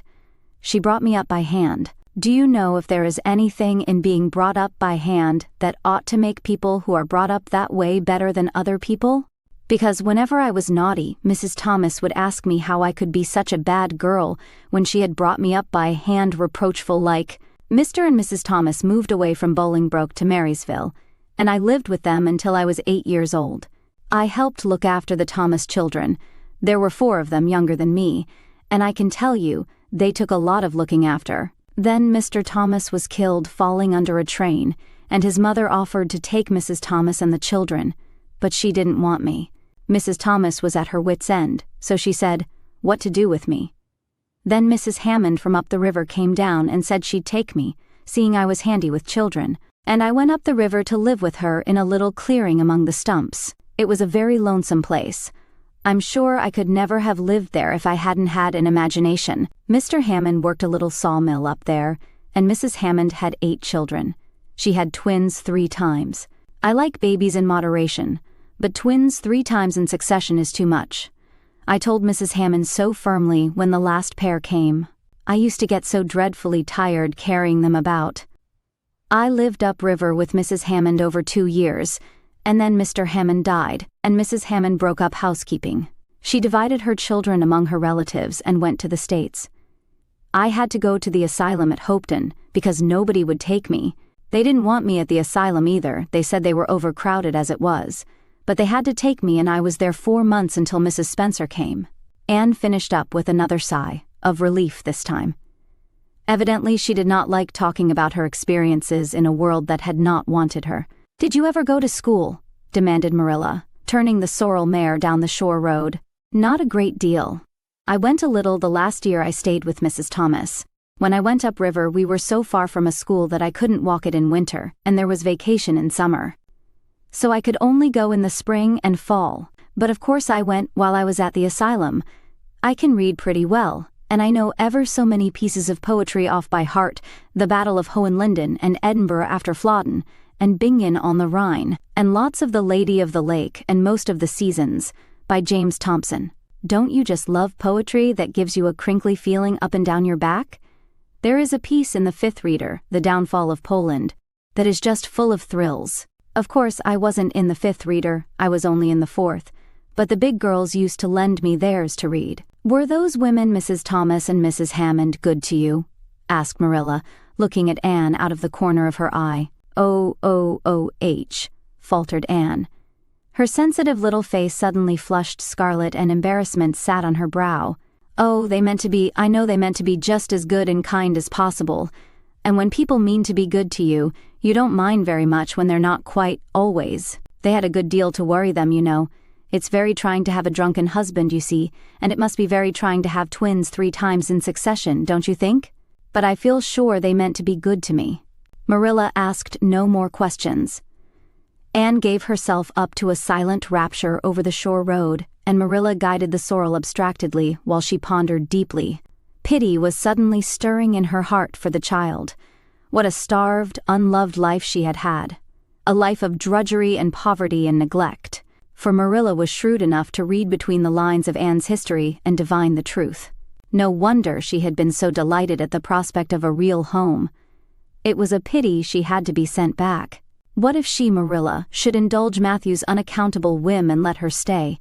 He was set on it, and the child seemed a nice, teachable little thing. She's got too much to say, thought Marilla, but she might be trained out of that. And there's nothing rude or slangy in what she does say. She's ladylike. It's likely her people were nice folks. The shore road was woodsy and wild and lonesome. On the right hand, scrub firs, their spirits quite unbroken by long years of tussle with the Gulf winds, grew thickly. On the left were the steep red sandstone cliffs, so near the track in places that a mare of less steadiness than the sorrel might have tried the nerves of the people behind her. Down at the base of the cliffs were heaps of surf-worn rocks, or little sandy coves inlaid with pebbles as with ocean jewels. Beyond lay the sea, shimmering and blue, and over it soared the gulls, their pinions flashing silvery in the sunlight. "Isn't the sea wonderful?" said Anne, rousing from a long, wide-eyed silence. "Once, when I lived in Marysville, Mr. Thomas hired an express wagon and took us all to spend the day at the shore 10 miles away. I enjoyed every moment of that day, even if I had to look after the children all the time. I lived it over in happy dreams for years, but this shore is nicer than the Marysville shore. Aren't those gulls splendid? Would you like to be a gull? I think I would, that is, if I couldn't be a human girl. Don't you think it would be nice to wake up at sunrise and swoop down over the water and away out over that lovely blue all day? And then at night to fly back to one's nest? Oh, I can just imagine myself doing it. What big house is that just ahead, please? That's the White Sands Hotel. Mr. Kirk runs it, but the season hasn't begun yet. There are heaps of Americans come there for the summer. They think this shore is just about right. I was afraid it might be Mrs. Spencer's place," said Anne mournfully. "I don't want to get there. Somehow it will seem like the end of everything." Chapter 6. Marilla makes up her mind. Get there. They did, however, in due season. Mrs. Spencer lived in a big yellow house at White Sands Cove, and she came to the door with surprise and welcome mingled on her benevolent face. "Dear, dear," she exclaimed, "you're the last folks I was looking for today, but I'm real glad to see you. You'll put your horse in? And how are you, Anne?" "I'm as well as can be expected, thank you," said Anne smilelessly. A blight seemed to have descended on her. "I suppose we'll stay a little while to rest the mare," said Marilla, "but I promised Matthew I'd be home early. The fact is, Mrs. Spencer, there's been a queer mistake somewhere, and I've come over to see where it is. We sent word, Matthew and I, for you to bring us a boy from the asylum. We told your brother Robert to tell you we wanted a boy 10 or 11 years old." "Marilla Cuthbert, you don't say so," said Mrs. Spencer in distress. "Why, Robert sent word down by his daughter Nancy, and she said you wanted a girl, didn't she? Flora Jane?" Appealing to her daughter who had come out to the steps. "She certainly did, Miss Cuthbert," corroborated Flora Jane earnestly. "I'm dreadful sorry," said Mrs. Spencer. "It's too bad, but it certainly wasn't my fault, you see, Miss Cuthbert. I did the best I could, and I thought I was following your instructions. Nancy is a terrible flighty thing. I've often had to scold her well for her heedlessness. It was our own fault," said Marilla resignedly. "We should have come to you ourselves and not left an important message to be passed along by word of mouth in that fashion. Anyhow, the mistake has been made, and the only thing to do now is to set it right. Can we send the child back to the asylum? I suppose they'll take her back, won't they?" "I suppose so," said Mrs. Spencer thoughtfully. "But I don't think it will be necessary to send her back. Mrs. Peter Blewett was up here yesterday, and she was saying to me how much she wished she'd sent by me for a little girl to help her. Mrs. Peter has a large family, you know, and she finds it hard to get help. Anne will be the very girl for her. I call it positively providential." Marilla did not look as if she thought Providence had much to do with the matter. Here was an unexpectedly good chance to get this unwelcome orphan off her hands, and she did not even feel grateful for it. She knew Mrs. Peter Blewett only by sight as a small, shrewish-faced woman without an ounce of superfluous flesh on her bones. But she had heard of her. A terrible worker and driver, Mrs. Peter was said to be, and discharged servant girls told fearsome tales of her temper and stinginess, and her family of pert, quarrelsome children. Marilla felt a qualm of conscience at the thought of handing Anne over to her tender mercies. "Well, I'll go in and we'll talk the matter over," she said. "And if there isn't Mrs. Peter coming up the lane this blessed minute," exclaimed Mrs. Spencer, bustling her guests through the hall into the parlor, where a deadly chill struck on them as if the air had been strained so long through dark green, closely drawn blinds that it had lost every particle of warmth it had ever possessed. "That is real lucky, for we can settle the matter right away. Take the armchair, Miss Cuthbert. Anne, You sit here on the ottoman and don't wriggle. Let me take your hats. Flora Jane, go out and put the kettle on.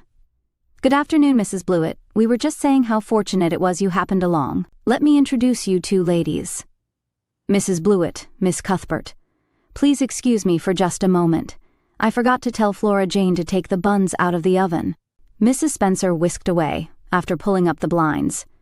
Anne, sitting mutely on the ottoman, with her hands clasped tightly in her lap, stared at Mrs. Blewett as one fascinated. Was she to be given into the keeping of this sharp-faced, sharp-eyed woman? She felt a lump coming up in her throat, and her eyes smarted painfully. She was beginning to be afraid she couldn't keep the tears back when Mrs. Spencer returned, flushed and beaming, quite capable of taking any and every difficulty, physical, mental, or spiritual, into consideration, and settling it out of hand. It seems there's been a mistake about this little girl, Mrs. Blewett, she said.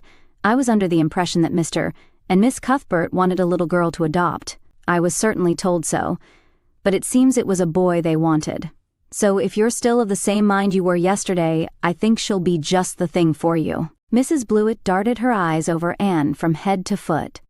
How old are you and what's your name? She demanded. Anne Shirley, faltered the shrinking child, not daring to make any stipulations regarding the spelling thereof. And I'm 11 years old. Humph! You don't look as if there was much to you. But you're wiry. I don't know, but the wiry ones are the best after all. Well, if I take you, you'll have to be a good girl. You know good and smart and respectful. I'll expect you to earn your keep, and no mistake about that. Yes, I suppose I might as well take her off your hands, Miss Cuthbert. The baby's awful fractious, and I'm clean worn out attending to him. If you like, I can take her right home now. Marilla looked at Anne and softened at sight of the child's pale face, with its look of mute misery, the misery of a helpless little creature who finds itself once more caught in the trap from which it had escaped. Marilla felt an uncomfortable conviction that, if she denied the appeal of that look, it would haunt her to her dying day. Moreover, she did not fancy Mrs. Blewett to hand a sensitive, high-strung child over to such a woman. No, she could not take the responsibility of doing that. Well, I don't know, she said slowly. I didn't say that Matthew and I had absolutely decided that we wouldn't keep her. In fact, I may say that Matthew is disposed to keep her. I just came over to find out how the mistake had occurred. I think I'd better take her home again and talk it over with Matthew. I feel that I oughtn't to decide on anything without consulting him. If we make up our mind not to keep her, we'll bring or send her over to you tomorrow night. If we don't, you may know that she is going to stay with us. Will that suit you, Mrs. Blewett? I suppose it'll have to, said Mrs. Blewett ungraciously. During Marilla's speech, a sunrise had been dawning on Anne's face. First the look of despair faded out, then came a faint flush of hope. Her eyes grew deep and bright as morning stars.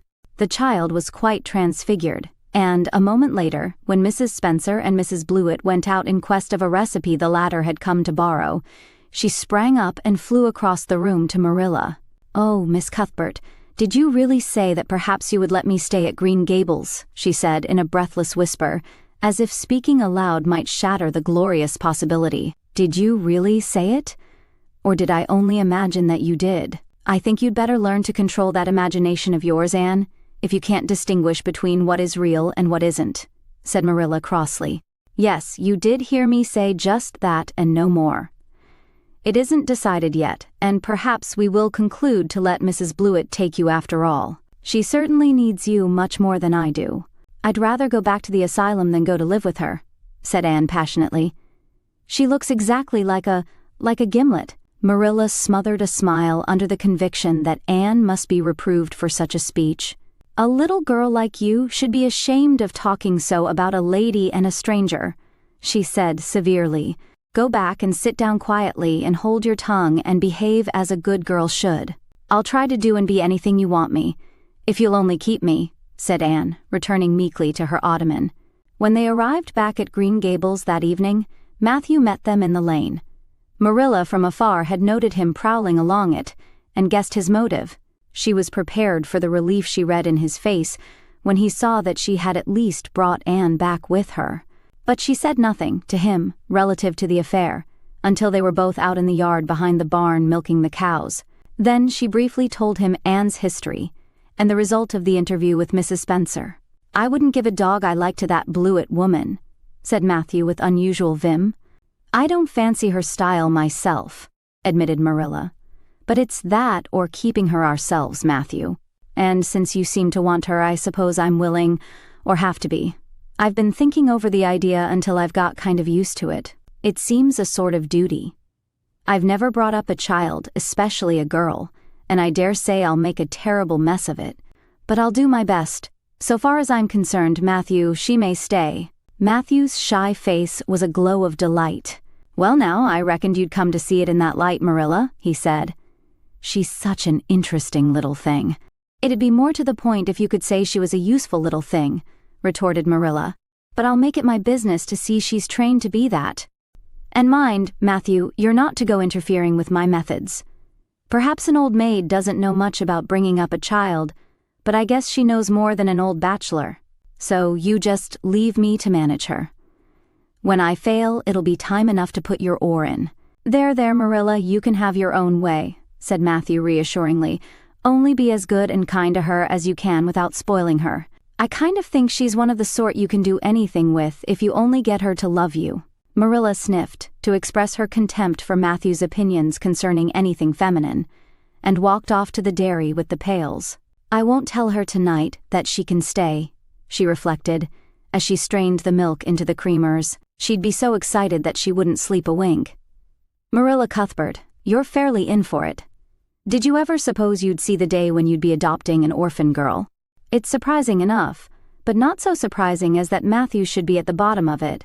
Him that always seemed to have such a mortal dread of little girls. Anyhow, we've decided on the experiment, and goodness only knows what will come of it." Chapter 7. Anne says her prayers. When Marilla took Anne up to bed that night, she said stiffly, "Now, Anne, I noticed last night that you threw your clothes all about the floor when you took them off. That is a very untidy habit, and I can't allow it at all. As soon as you take off any article of clothing, fold it neatly and place it on the chair. I haven't any use at all for little girls who aren't neat. I was so harrowed up in my mind last night that I didn't think about my clothes at all," said Anne. "I'll fold them nicely tonight. They always made us do that at the asylum. Half the time, though, I'd forget. I'd be in such a hurry to get into bed nice and quiet and imagine things. You'll have to remember a little better if you stay here," admonished Marilla. "There, that looks something like, 'Say your prayers now and get into bed.'" "I never say any prayers," announced Anne. Marilla looked horrified astonishment. "Why, Anne, what do you mean? Were you never taught to say your prayers? God always wants little girls to say their prayers. Don't you know who God is, Anne? God is a spirit, infinite, eternal, and unchangeable in his being, wisdom, power, holiness, justice, goodness, and truth," responded Anne promptly and glibly. Marilla looked rather relieved. "So you do know something then, thank goodness. You're not quite a heathen. Where did you learn that?" "Oh, at the asylum Sunday school. They made us learn the whole catechism. I liked it pretty well. There's something splendid about some of the words, infinite, eternal, and unchangeable. Isn't that grand? It has such a roll to it, just like a big organ playing. You couldn't quite call it poetry, I suppose, but it sounds a lot like it, doesn't it? We're not talking about poetry, Anne. We are talking about saying your prayers. Don't you know it's a terrible, wicked thing not to say your prayers every night? I'm afraid you are a very bad little girl. You'd find it easier to be bad than good if you had red hair," said Anne reproachfully.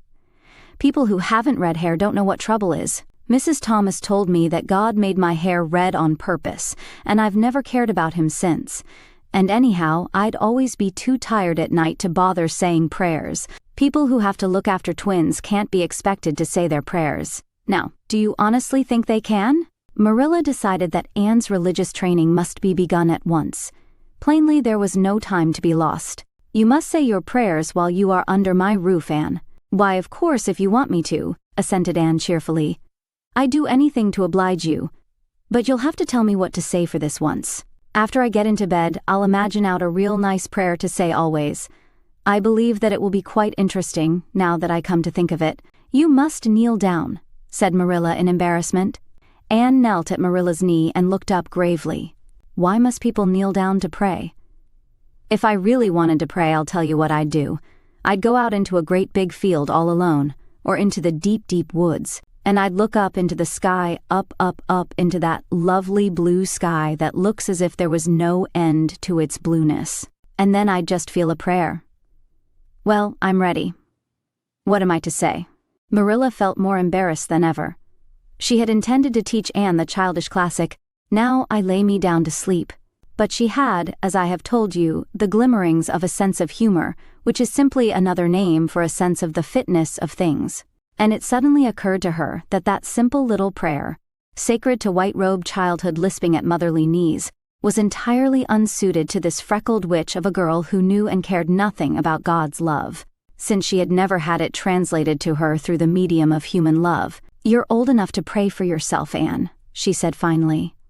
"Just thank God for your blessings and ask Him humbly for the things you want." "Well, I'll do my best," promised Anne, burying her face in Marilla's lap. "Gracious Heavenly Father, that's the way the ministers say it in church, so I suppose it's all right in private prayer, isn't it?" she interjected, lifting her head for a moment.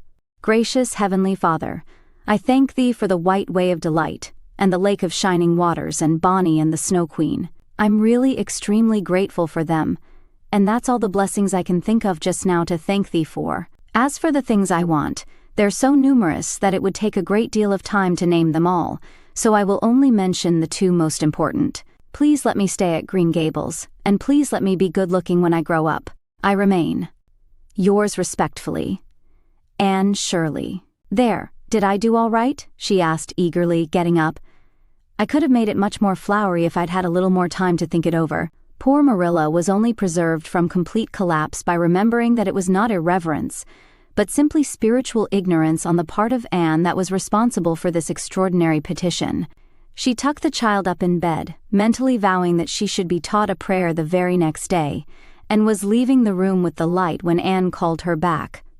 "I've just thought of it now. I should have said amen in place of yours respectfully, shouldn't I, the way the ministers do. I'd forgotten it, but I felt a prayer should be finished off in some way, so I put in the other. Do you suppose it will make any difference?"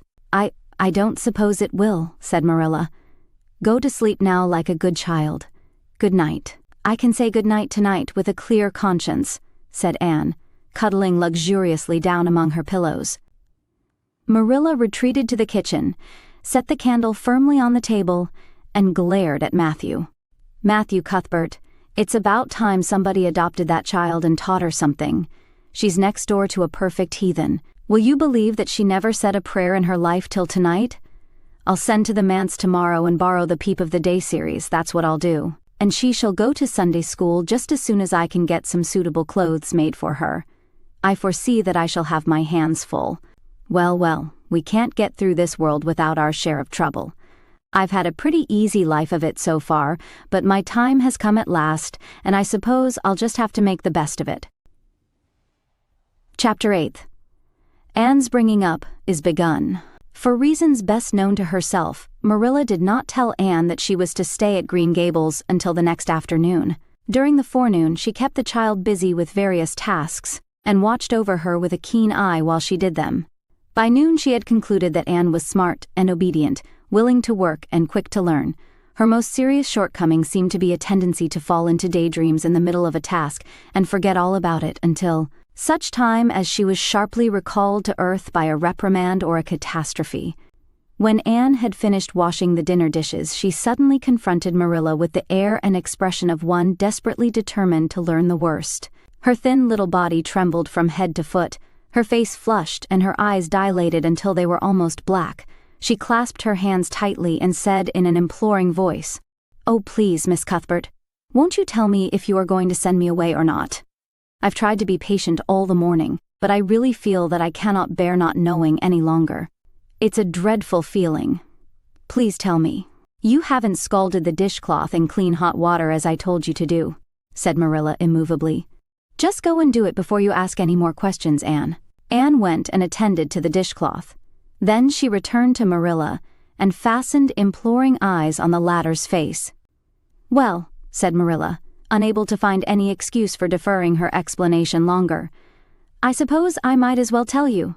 Matthew and I have decided to keep you, that is, if you will try to be a good little girl and show yourself grateful. Why, child, whatever is the matter? I'm crying, said Anne in a tone of bewilderment. I can't think why. I'm glad as glad can be. Oh, glad doesn't seem the right word at all. I was glad about the white way and the cherry blossoms, but this. Oh, it's something more than glad. I'm so happy. I'll try to be so good. It will be uphill work, I expect, for Mrs. Thomas often told me I was desperately wicked. However, I'll do my very best. But can you tell me why I'm crying? I suppose it's because you're all excited and worked up, said Marilla disapprovingly. Sit down on that chair and try to calm yourself. I'm afraid you both cry and laugh far too easily. Yes, you can stay here and we will try to do right by you. You must go to school, but it's only a fortnight till vacation, so it isn't worthwhile for you to start before it opens again in September. What am I to call you? Asked Anne. Shall I always say Miss Cuthbert? Can I call you Aunt Marilla? No, you'll call me just plain Marilla. I'm not used to being called Miss Cuthbert, and it would make me nervous. It sounds awfully disrespectful to just say Marilla, protested Anne. I guess there'll be nothing disrespectful in it if you're careful to speak respectfully. Everybody, young and old, in Avonlea calls me Marilla except the minister. He says Miss Cuthbert when he thinks of it. I'd love to call you Aunt Marilla, said Anne wistfully. I've never had an aunt or any relation at all, not even a grandmother. It would make me feel as if I really belonged to you. Can't I call you Aunt Marilla? No. I'm not your aunt, and I don't believe in calling people names that don't belong to them. But we could imagine you were my aunt. I couldn't, said Marilla grimly. Do you never imagine things different from what they really are? Asked Anne wide-eyed. No. Oh. Anne drew a long breath. Oh, Miss Marilla, how much you miss. I don't believe in imagining things different from what they really are, retorted Marilla. When the Lord puts us in certain circumstances, He doesn't mean for us to imagine them away. And that reminds me. Go into the sitting room, Anne, be sure your feet are clean and don't let any flies in, and bring me out the illustrated card that's on the mantelpiece. The Lord's Prayer is on it. And you'll devote your spare time this afternoon to learning it off by heart. There's to be no more of such praying as I heard last night. I suppose I was very awkward, said Anne apologetically. But then, you see, I'd never had any practice. You couldn't really expect a person to pray very well the first time she tried, could you?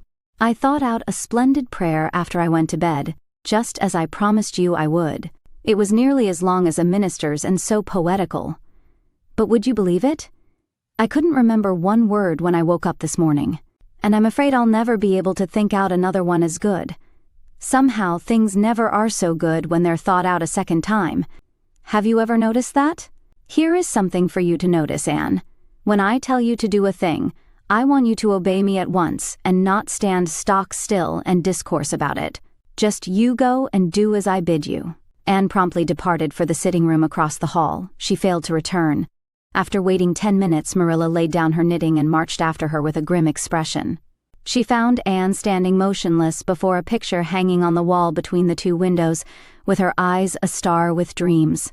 The white and green light strained through apple trees and clustering vines outside, fell over the wrapped little figure with a half-unearthly radiance. Anne, whatever are you thinking of? Demanded Marilla sharply.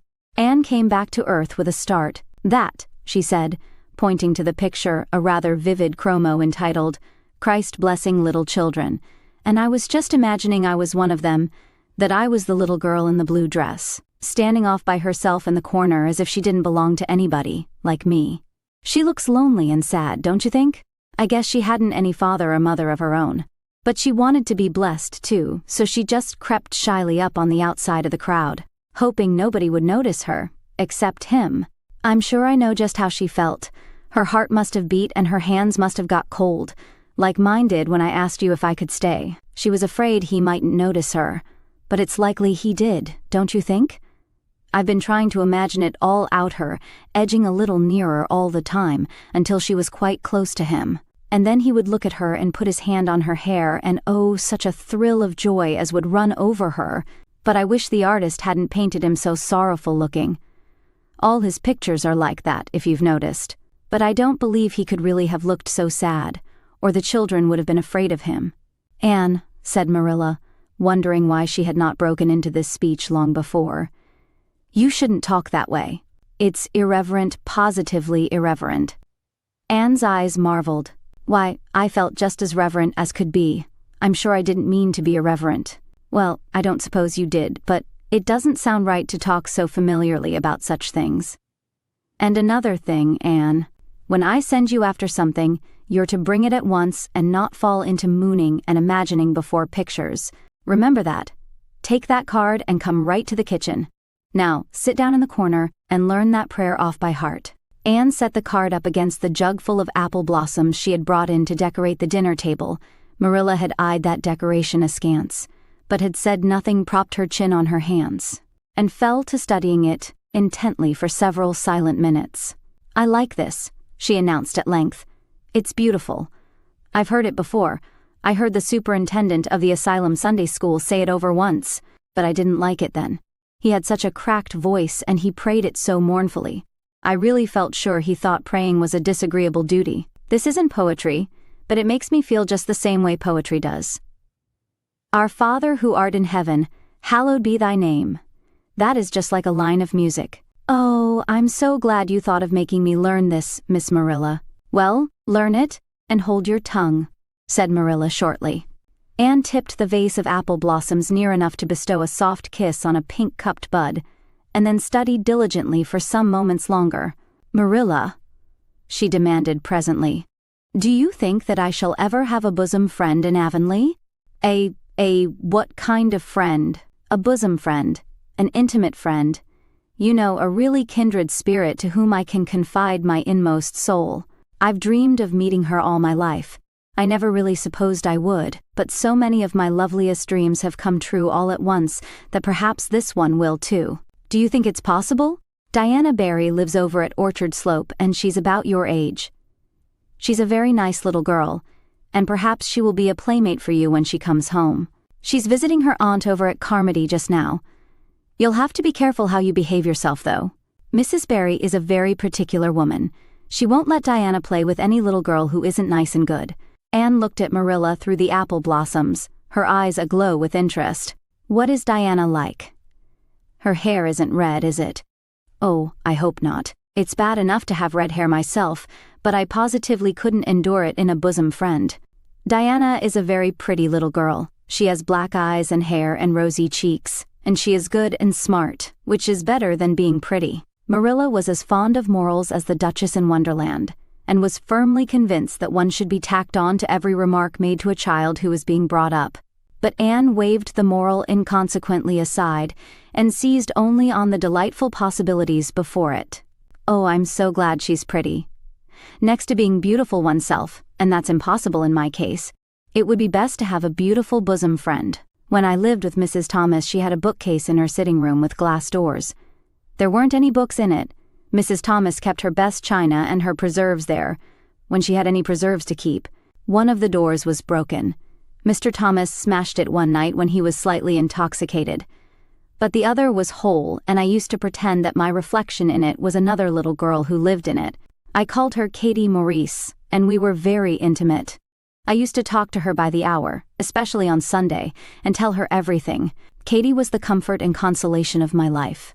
We used to pretend that the bookcase was enchanted, and that if I only knew the spell I could open the door and step right into the room where Katie Maurice lived, instead of into Mrs. Thomas's shelves of preserves and china.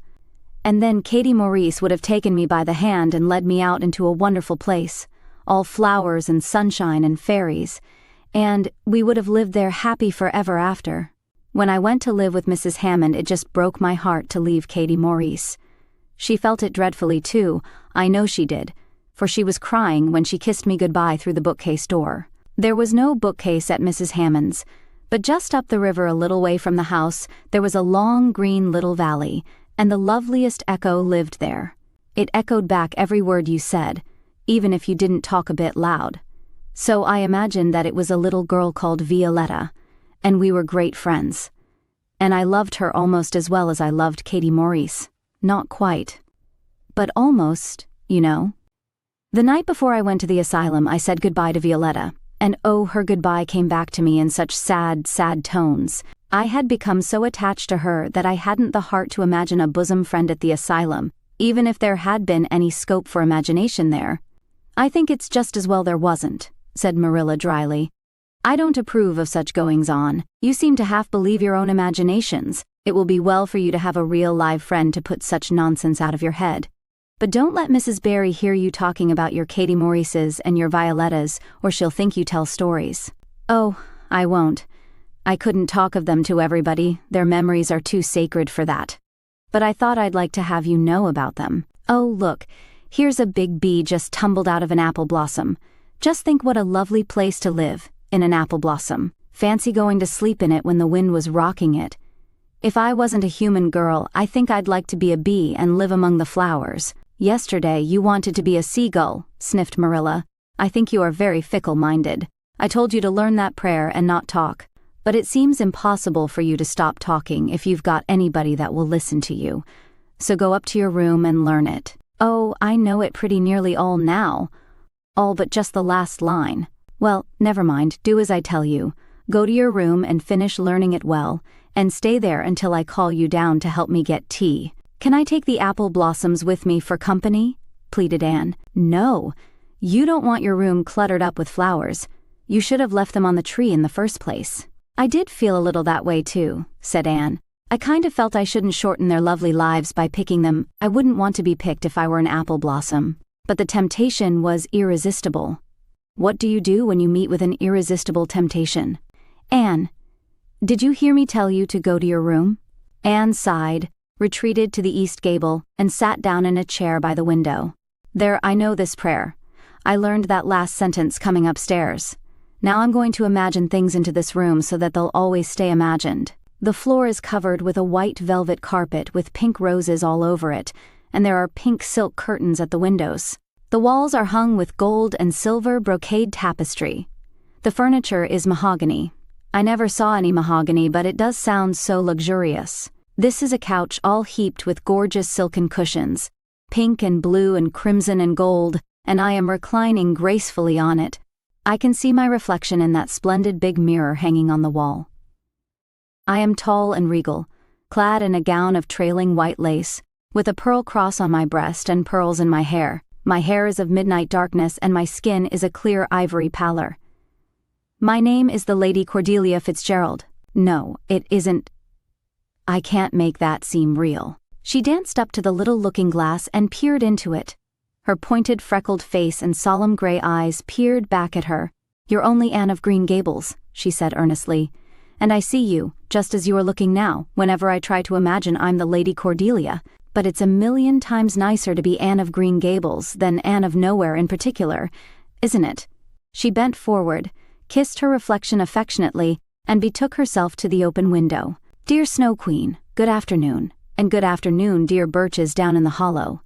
And good afternoon, dear gray house up on the hill. I wonder if Diana is to be my bosom friend. I hope she will, and I shall love her very much. But I must never quite forget Katie Maurice and Violetta. They would feel so hurt if I did, and I'd hate to hurt anybody's feelings, even a little bookcase girl's or a little echo girl's. I must be careful to remember them and send them a kiss every day. Anne blew a couple of airy kisses from her fingertips past the cherry blossoms, and then, with her chin in her hands, drifted luxuriously out on a sea of daydreams. Chapter 9th. Mrs. Rachel Lynde is properly horrified. Anne had been a fortnight at Green Gables before Mrs. Lynde arrived to inspect her. Mrs. Rachel, to do her justice, was not to blame for this. A severe and unseasonable attack of grippe had confined that good lady to her house ever since the occasion of her last visit to Green Gables. Mrs. Rachel was not often sick and had a well-defined contempt for people who were, but grippe, she asserted, was like no other illness on earth, and could only be interpreted as one of the special visitations of Providence. As soon as her doctor allowed her to put her foot out of doors, she hurried up to Green Gables, bursting with curiosity to see Matthew and Marilla's orphan, concerning whom all sorts of stories and suppositions had gone abroad in Avonlea. Anne had made good use of every waking moment of that fortnight. Already she was acquainted with every tree and shrub about the place. She had discovered that a lane opened out below the apple orchard and ran up through a belt of woodland. and she had explored it to its furthest end in all its delicious vagaries of brook and bridge, fir coppice and wild cherry arch, corners thick with fern, and branching byways of maple and mountain ash. She had made friends with the spring. Down in the hollow, that wonderful, deep, clear, icy-cold spring, it was set about with smooth red sandstones and rimmed in by great palm-like clumps of water fern. And beyond it was a log bridge over the brook. That bridge led Anne's dancing feet up over a wooded hill beyond, where perpetual twilight reigned under the straight, thick-growing firs and spruces. The only flowers there were myriads of delicate June bells, those shyest and sweetest of woodland blooms, and a few pale aerial starflowers, like the spirits of last year's blossoms. Gossamers glimmered like threads of silver among the trees, and the fir boughs and tassels seemed to utter friendly speech. All these raptured voyages of exploration were made in the odd half-hours which she was allowed for play, and Anne talked Matthew and Marilla half-deaf over her discoveries. Not that Matthew complained, to be sure. He listened to it all with a wordless smile of enjoyment on his face. Marilla permitted the chatter until she found herself becoming too interested in it, whereupon she always promptly quenched Anne by a curt command to hold her tongue.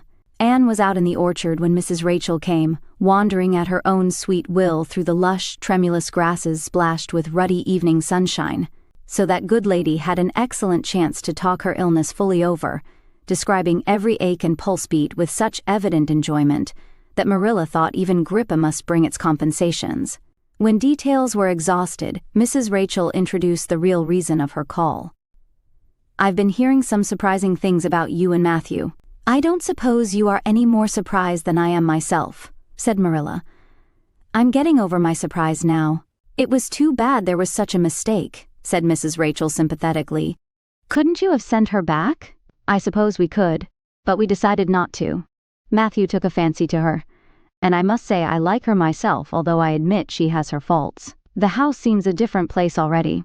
She's a real bright little thing." Marilla said more than she had intended to say when she began, for she read disapproval in Mrs. Rachel's expression. "It's a great responsibility you've taken on yourself," said that lady gloomily, "especially when you've never had any experience with children.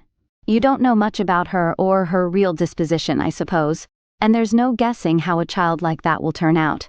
But I don't want to discourage you, I'm sure, Marilla." "I'm not feeling discouraged," was Marilla's dry response. "When I make up my mind to do a thing, it stays made up. I suppose you'd like to see Anne. I'll call her in." Anne came running in presently, her face sparkling with the delight of her orchard rovings, but abashed at finding the delight herself in the unexpected presence of a stranger, she halted confusedly inside the door. She certainly was an odd-looking little creature in the short, tight, wincey dress she had worn from the asylum, below which her thin legs seemed ungracefully long. Her freckles were more numerous and obtrusive than ever. The wind had ruffled her hatless hair into over-brilliant disorder. It had never looked redder than at that moment. "Well, they didn't pick you for your looks, that's sure and certain," was Mrs. Rachel Lynde's emphatic comment. Mrs. Rachel was one of those delightful and popular people who pride themselves on speaking their mind without fear or favor. "She's terrible skinny and homely, Marilla. Come here, child, and let me have a look at you. Lawful heart, did anyone ever see such freckles? And hair as red as carrots? Come here, child, I say." Anne came there, but not exactly as Mrs. Rachel expected. With one bound she crossed the kitchen floor and stood before Mrs. Rachel, her face scarlet with anger, her lips quivering, and her whole slender form trembling from head to foot. "I hate you," she cried in a choked voice, stamping her foot on the floor. "I hate you, I hate you, I hate you!" A louder stamp with each assertion of hatred. "How dare you call me skinny and ugly? How dare you say I'm freckled and red-headed? You are a rude, impolite, unfeeling woman." "Anne!" exclaimed Marilla in consternation, but Anne continued to face Mrs. Rachel undauntedly, head up, eyes blazing, hands clenched, passionate indignation exhaling from her like an atmosphere. "How dare you say such things about me?" she repeated vehemently. "How would you like to have such things said about you? How would you like to be told that you are fat and clumsy and probably hadn't a spark of imagination in you? I don't care if I do hurt your feelings by saying so. I hope I hurt them. You have hurt mine worse than they were ever hurt before, even by Mrs. Thomas's intoxicated husband. and I'll never forgive you for it. Never, never. Stamp. Stamp. Did anybody ever see such a temper? Exclaimed the horrified Mrs. Rachel. Anne, go to your room and stay there until I come up, said Marilla, recovering her powers of speech with difficulty. Anne, bursting into tears, rushed to the hall door, slammed it until the tins on the porch wall outside rattled in sympathy, and fled through the hall and up the stairs like a whirlwind. A subdued slam above told that the door of the east gable had been shut with equal vehemence.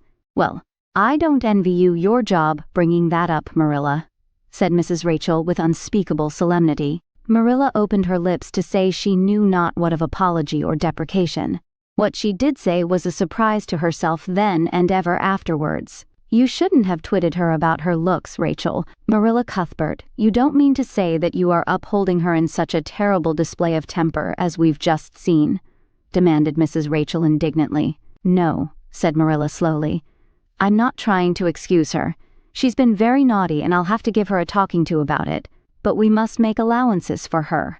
She's never been taught what is right. And you were too hard on her, Rachel. Marilla could not help tacking on that last sentence, although she was again surprised at herself for doing it. Mrs. Rachel got up with an air of offended dignity. Well, I see that I'll have to be very careful what I say after this, Marilla, since the fine feelings of orphans, brought from goodness knows where, have to be considered before anything else. Oh, no, I'm not vexed. Don't worry yourself. I'm too sorry for you to leave any room for anger in my mind. You'll have your own troubles with that child. But if you'll take my advice, which I suppose you won't do, although I've brought up 10 children and buried 2, you'll do that talking to you mention with a fair-sized birch switch. I should think that would be the most effective language for that kind of a child. Her temper matches her hair, I guess. Well, good evening, Marilla. I hope you'll come down to see me often as usual, but you can't expect me to visit here again in a hurry if I'm liable to be flown at and insulted in such a fashion. It's something new in my experience. Whereat Mrs. Rachel swept out and away. If a fat woman who always waddled could be said to sweep away, and Marilla, with a very solemn face, betook herself to the east gable. On the way upstairs she pondered uneasily as to what she ought to do.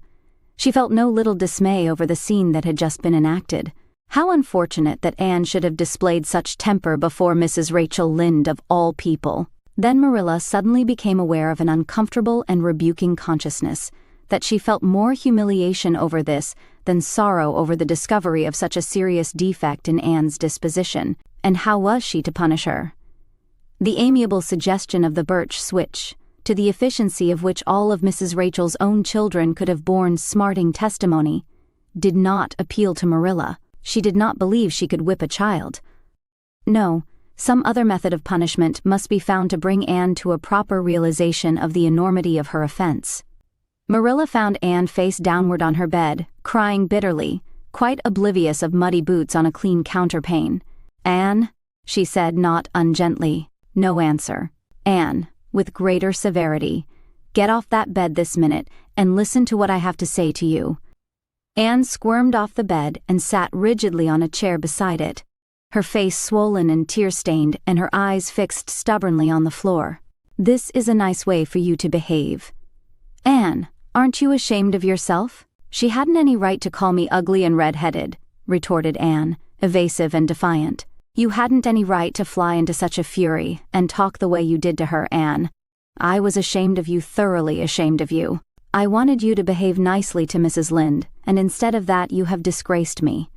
I'm sure I don't know why you should lose your temper like that just because Mrs. Lynde said you were red-haired and homely. You say it yourself often enough." "Oh, but there's such a difference between saying a thing yourself and hearing other people say it," wailed Anne. "You may know a thing is so, but you can't help hoping other people don't quite think it is. I suppose you think I have an awful temper, but I couldn't help it. When she said those things, something just rose right up in me and choked me. I had to fly out at her. Well, you made a fine exhibition of yourself, I must say. Mrs. Lynde will have a nice story to tell about you everywhere, and she'll tell it too. It was a dreadful thing for you to lose your temper like that, Anne.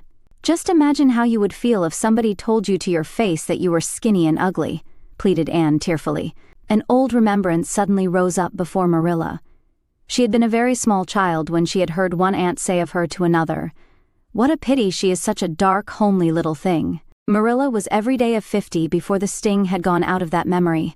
I don't say that I think Mrs. Lynde was exactly right in saying what she did to you, Anne, she admitted in a softer tone. Rachel is too outspoken. But that is no excuse for such behavior on your part. She was a stranger and an elderly person and my visitor, all three very good reasons why you should have been respectful to her. You were rude and saucy, and Marilla had a saving inspiration of punishment. You must go to her and tell her you are very sorry for your bad temper and ask her to forgive you. I can never do that, said Anne determinedly and darkly. You can punish me in any way you like, Marilla. You can shut me up in a dark, damp dungeon inhabited by snakes and toads and feed me only on bread and water, and I shall not complain. But I cannot ask Mrs. Lynde to forgive me. We're not in the habit of shutting people up in dark, damp dungeons, said Marilla dryly, especially as they're rather scarce in Avonlea. But apologize to Mrs. Lynde. You must and shall, and you'll stay here in your room until you can tell me you're willing to do it. I shall have to stay here forever then, said Anne mournfully. Because I can't tell Mrs. Lynde I'm sorry I said those things to her. How can I? I'm not sorry. I'm sorry I've vexed you. But I'm glad I told her just what I did. It was a great satisfaction. I can't say I'm sorry when I'm not, can I? I can't even imagine I'm sorry.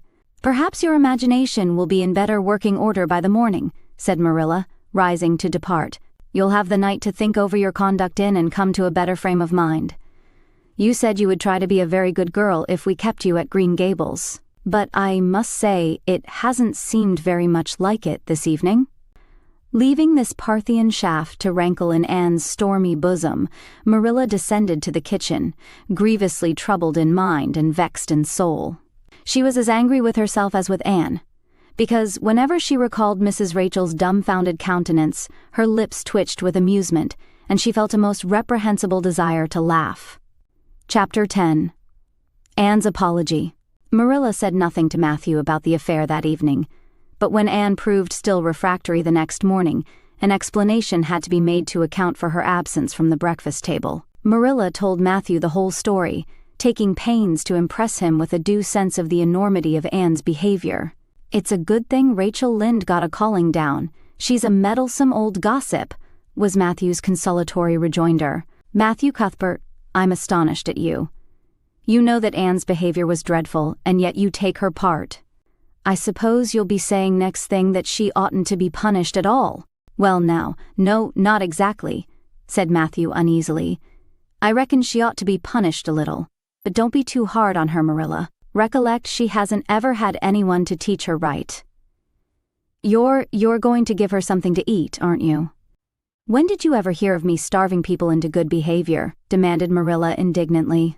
She'll have her meals regular and I'll carry them up to her myself, but she'll stay up there until she's willing to apologize to Mrs. Lynde, and that's final, Matthew. Breakfast, dinner, and supper were very silent meals, for Anne still remained obdurate.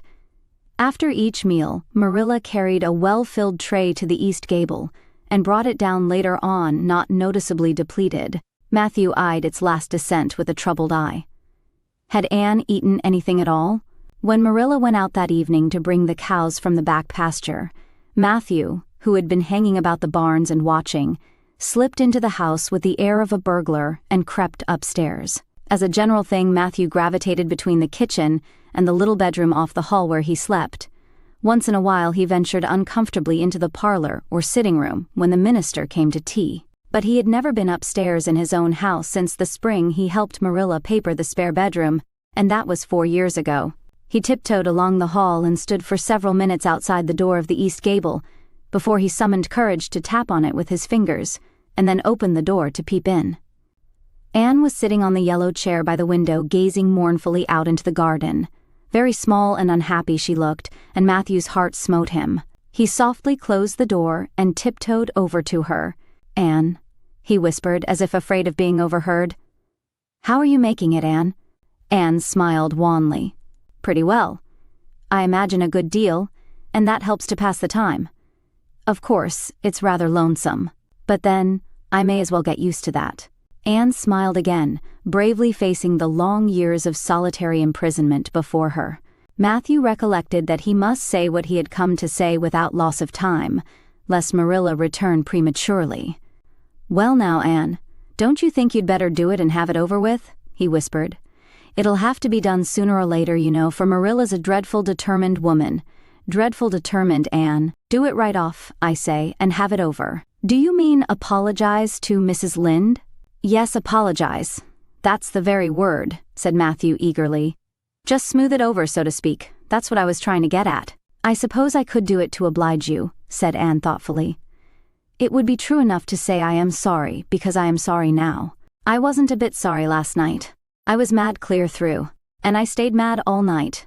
I know I did, because I woke up 3 times and I was just furious every time. But this morning it was over.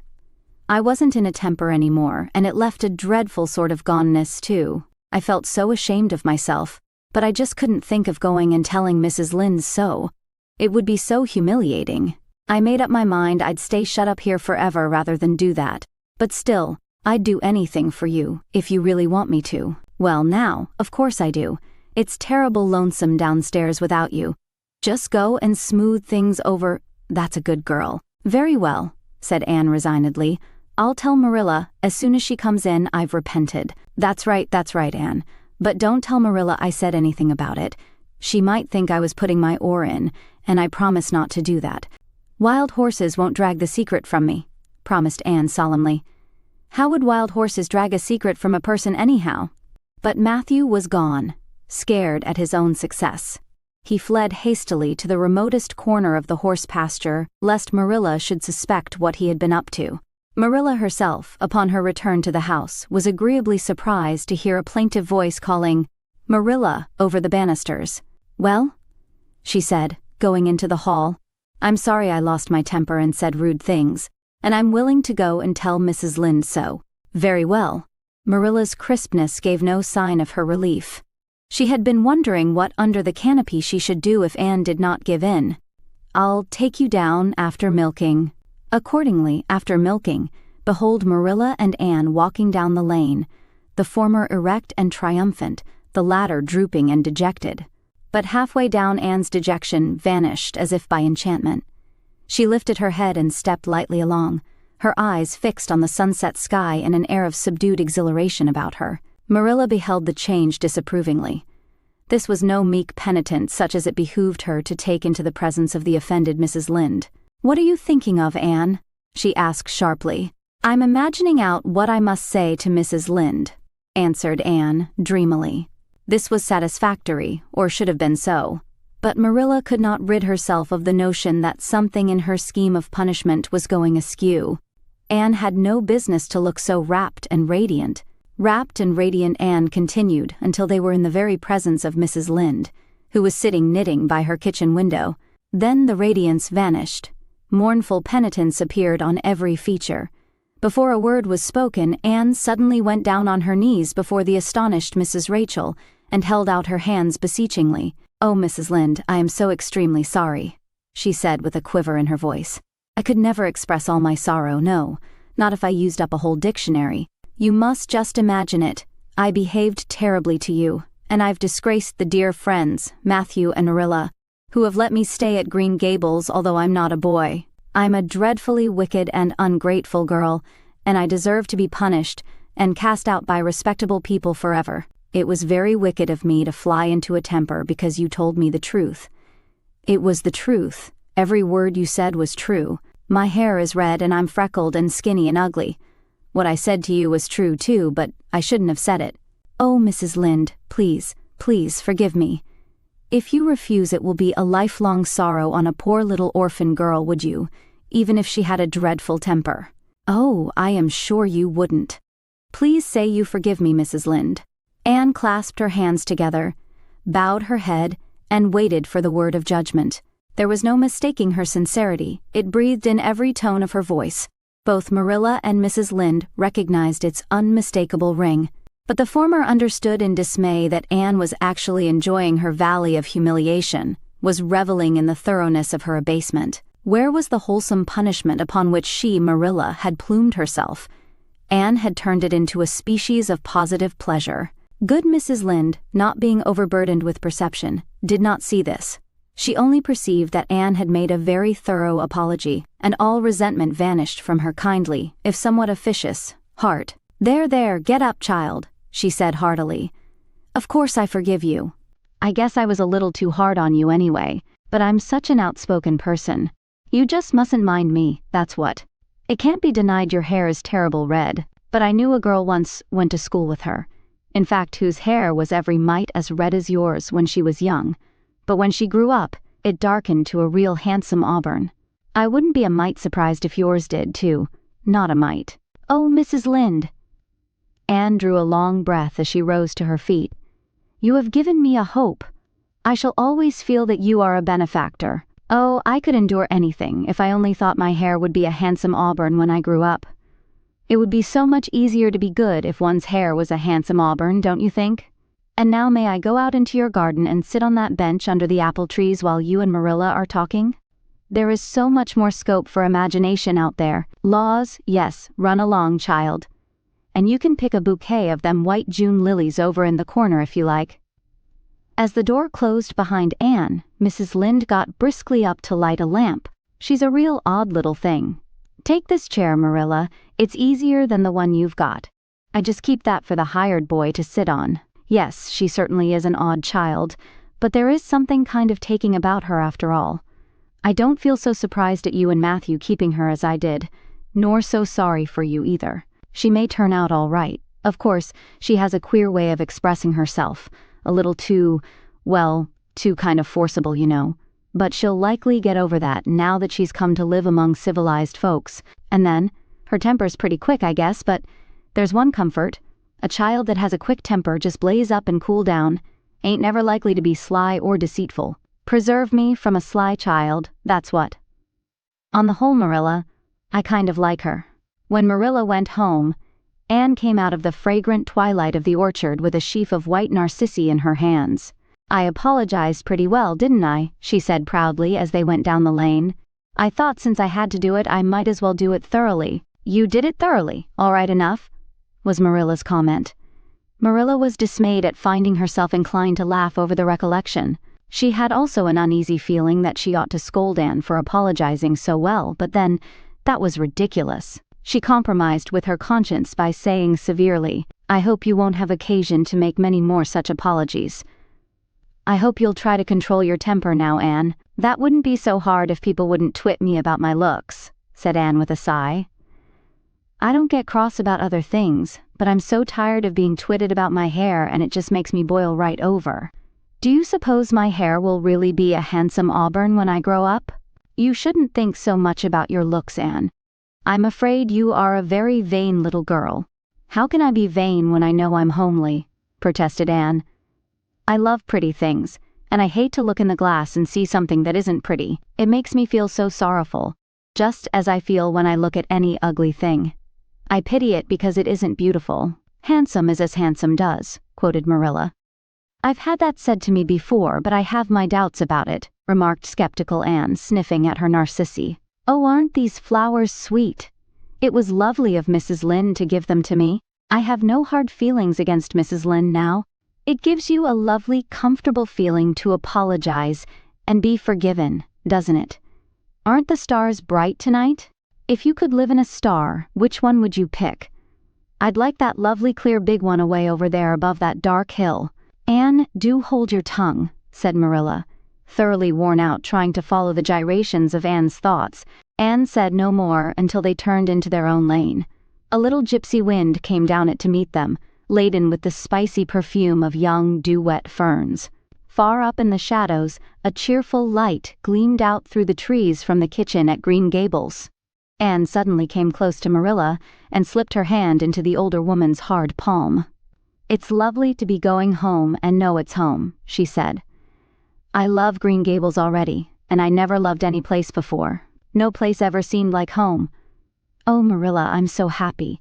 I could pray right now and not find it a bit hard." Something warm and pleasant welled up in Marilla's heart at touch of that thin little hand in her own. A throb of the maternity she had missed, perhaps. Its very unaccustomedness and sweetness disturbed her. She hastened to restore her sensations to their normal calm by inculcating a moral. "If you'll be a good girl, you'll always be happy, Anne." and you should never find it hard to say your prayers. Saying one's prayers isn't exactly the same thing as praying, said Anne meditatively. But I'm going to imagine that I'm the wind that is blowing up there in those treetops. When I get tired of the trees, I'll imagine I'm gently waving down here in the ferns, and then I'll fly over to Mrs. Lynde's garden and set the flowers dancing. And then I'll go with one great swoop over the clover field, and then I'll blow over the lake of shining waters and ripple it all up into little sparkling waves. Oh, there's so much scope for imagination in a wind. So I'll not talk any more just now, Marilla. Thanks be to goodness for that, breathed Marilla in devout relief. Chapter 11th. Anne's Impressions of Sunday School. Well, how do you like them? Said Marilla. Anne was standing in the gable room, looking solemnly at 3 new dresses spread out on the bed. One was of snuffy-colored gingham which Marilla had been tempted to buy from a peddler the preceding summer because it looked so serviceable. One was of black and white checkered satine which she had picked up at a bargain counter in the winter, and one was a stiff print of an ugly blue shade which she had purchased that week at a Carmody store.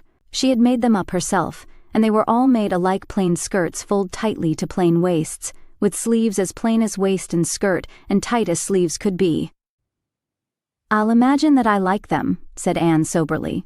I don't want you to imagine it, said Marilla, offended. Oh, I can see you don't like the dresses. What is the matter with them? Aren't they neat and clean and new?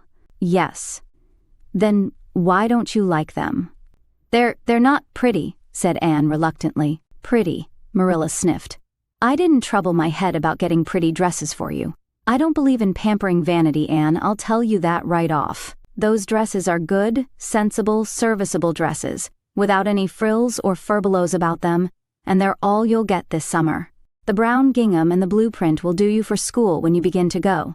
The satine is for church and Sunday school. I'll expect you to keep them neat and clean and not to tear them. I should think you'd be grateful to get most anything after those skimpy wincey things you've been wearing. Oh, I am grateful, protested Anne, but I'd be ever so much gratefuller if you'd made just one of them with puffed sleeves. Puffed sleeves are so fashionable now. It would give me such a thrill, Marilla, just to wear a dress with puffed sleeves. Well, you'll have to do without your thrill. I hadn't any material to waste on puffed sleeves. I think they are ridiculous-looking things anyhow. I prefer the plain, sensible ones. But I'd rather look ridiculous when everybody else does than plain and sensible all by myself, persisted Anne mournfully. Trust you for that.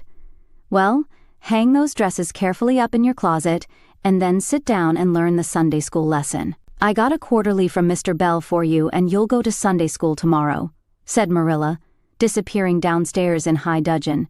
Anne clasped her hands and looked at the dresses. I did hope there would be a white one with puffed sleeves, she whispered disconsolately.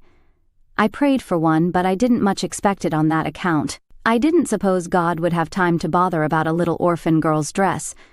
I knew I'd just have to depend on Marilla for it. Well, fortunately I can imagine that one of them is of snow-white muslin with lovely lace frills and 3 puffed sleeves. The next morning, warnings of a sick headache prevented Marilla from going to Sunday school with Anne. You'll have to go down and call for Mrs. Lynde, Anne, she said.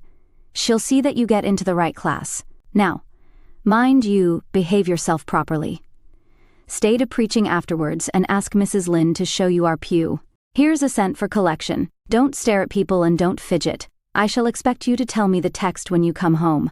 Anne started off irreproachable, arrayed in the stiff black and white satine, which, while decent as regards length and certainly not open to the charge of skimpiness, contrived to emphasize every corner and angle of her thin figure. Her hat was a little, flat, glossy new sailor, the extreme plainness of which had likewise much disappointed Anne, who had permitted herself secret visions of ribbon and flowers. The latter, however, were supplied before Anne reached the main road, for being confronted halfway down the lane with a golden frenzy of wind-stirred buttercups and a glory of wild roses. Anne promptly and liberally garlanded her hat with a heavy wreath of them.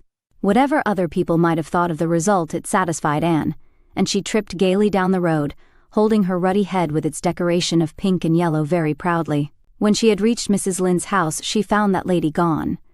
Nothing daunted, Anne proceeded onward to the church alone. In the porch she found a crowd of little girls, all more or less gaily attired in whites and blues and pinks, and all staring with curious eyes at this stranger in their midst, with her extraordinary head adornment. Avonlea little girls had already heard queer stories about Anne. Mrs. Lynde said she had an awful temper. Jerry Boat, the hired boy at Green Gables, said she talked all the time to herself or to the trees and flowers like a crazy girl. They looked at her and whispered to each other behind their quarterlies. Nobody made any friendly advances. Then or later on, when the opening exercises were over, and Anne found herself in Miss Rogerson's class. Miss Rogerson was a middle-aged lady who had taught a Sunday school class for 20 years. Her method of teaching was to ask the printed questions from the quarterly and look sternly over its edge at the particular little girl she thought ought to answer the question. She looked very often at Anne, and Anne, thanks to Marilla's drilling, answered promptly. But it may be questioned if she understood very much about either question or answer. She did not think she liked Miss Rogerson, and she felt very miserable. Every other little girl in the class had puffed sleeves. Anne felt that life was really not worth living without puffed sleeves. "Well, how did you like Sunday school?" Marilla wanted to know when Anne came home. Her wreath having faded, Anne had discarded it in the lane, so Marilla was spared the knowledge of that for a time. "I didn't like it a bit. It was horrid." "Anne Shirley," said Marilla rebukingly. Anne sat down on the rocker with a long sigh, kissed one of Bonnie's leaves, and waved her hand to a blossoming fuchsia. "They might have been lonesome while I was away," she explained. "And now about the Sunday school. I behaved well, just as you told me. Mrs. Lynde was gone, but I went right on myself. I went into the church, with a lot of other little girls, and I sat in the corner of a pew by the window while the opening exercises went on. Mr. Bell made an awfully long prayer. I would have been dreadfully tired before he got through if I hadn't been sitting by that window. But it looked right out on the lake of shining waters, so I just gazed at that and imagined all sorts of splendid things. You shouldn't have done anything of the sort. You should have listened to Mr. Bell." "But he wasn't talking to me," protested Anne. "He was talking to God, and he didn't seem to be very much interested in it either. I think he thought God was too far off, though. There was a long row of white birches hanging over the lake, and the sunshine fell down through them, way, way down, deep into the water. Oh, Marilla, it was like a beautiful dream. It gave me a thrill, and I just said, 'Thank you for it, God,' 2 or 3 times. Not out loud, I hope," said Marilla anxiously. "Oh, no, just under my breath." "Well, Mr. Bell did get through at last, and they told me to go into the classroom with Miss Rogerson's class. There were 9 other girls in it. They all had puffed sleeves. I tried to imagine mine were puffed too, but I couldn't. Why couldn't I? It was as easy as could be to imagine they were puffed when I was alone in the east gable, but it was awfully hard there among the others who had really truly puffs. You shouldn't have been thinking about your sleeves in Sunday school. You should have been attending to the lesson. I hope you knew it." "Oh yes, and I answered a lot of questions. Miss Rogerson asked ever so many. I don't think it was fair for her to do all the asking. There were lots I wanted to ask her, but I didn't like to because I didn't think she was a kindred spirit." Then all the other little girls recited a paraphrase. She asked me if I knew any. I told her I didn't, but I could recite "The Dog at His Master's Grave" if she liked. That's in the 3rd Royal Reader. It isn't a really truly religious piece of poetry, but it's so sad and melancholy that it might as well be. She said it wouldn't do, and she told me to learn the 19th paraphrase for next Sunday. I read it over in church afterwards, and it's splendid. There are 2 lines in particular that just thrill me. "Quick as the slaughtered squadrons fell in Midian's evil day." I don't know what squadrons means nor Midian either, but it sounds so tragical. I can hardly wait until next Sunday to recite it. I'll practice it all the week. After Sunday school, I asked Miss Rogerson, because Mrs. Lynde was too far away, to show me your pew. I sat just as still as I could, and the text was Revelations, 3rd chapter, 2nd and 3rd verses. It was a very long text. If I was a minister, I'd pick the short, snappy ones. The sermon was awfully long, too. I suppose the minister had to match it to the text. I didn't think he was a bit interesting. The trouble with him seems to be that he hasn't enough imagination. I didn't listen to him very much. I just let my thoughts run, and I thought of the most surprising things. Marilla felt helplessly that all this should be sternly reproved, but she was hampered by the undeniable fact that some of the things Anne had said, especially about the minister's sermons and Mr. Bell's prayers, were what she herself had really thought deep down in her heart for years, but had never given expression to. It almost seemed to her that those secret, unuttered, critical thoughts had suddenly taken visible and accusing shape and form in the person of this outspoken morsel of neglected humanity.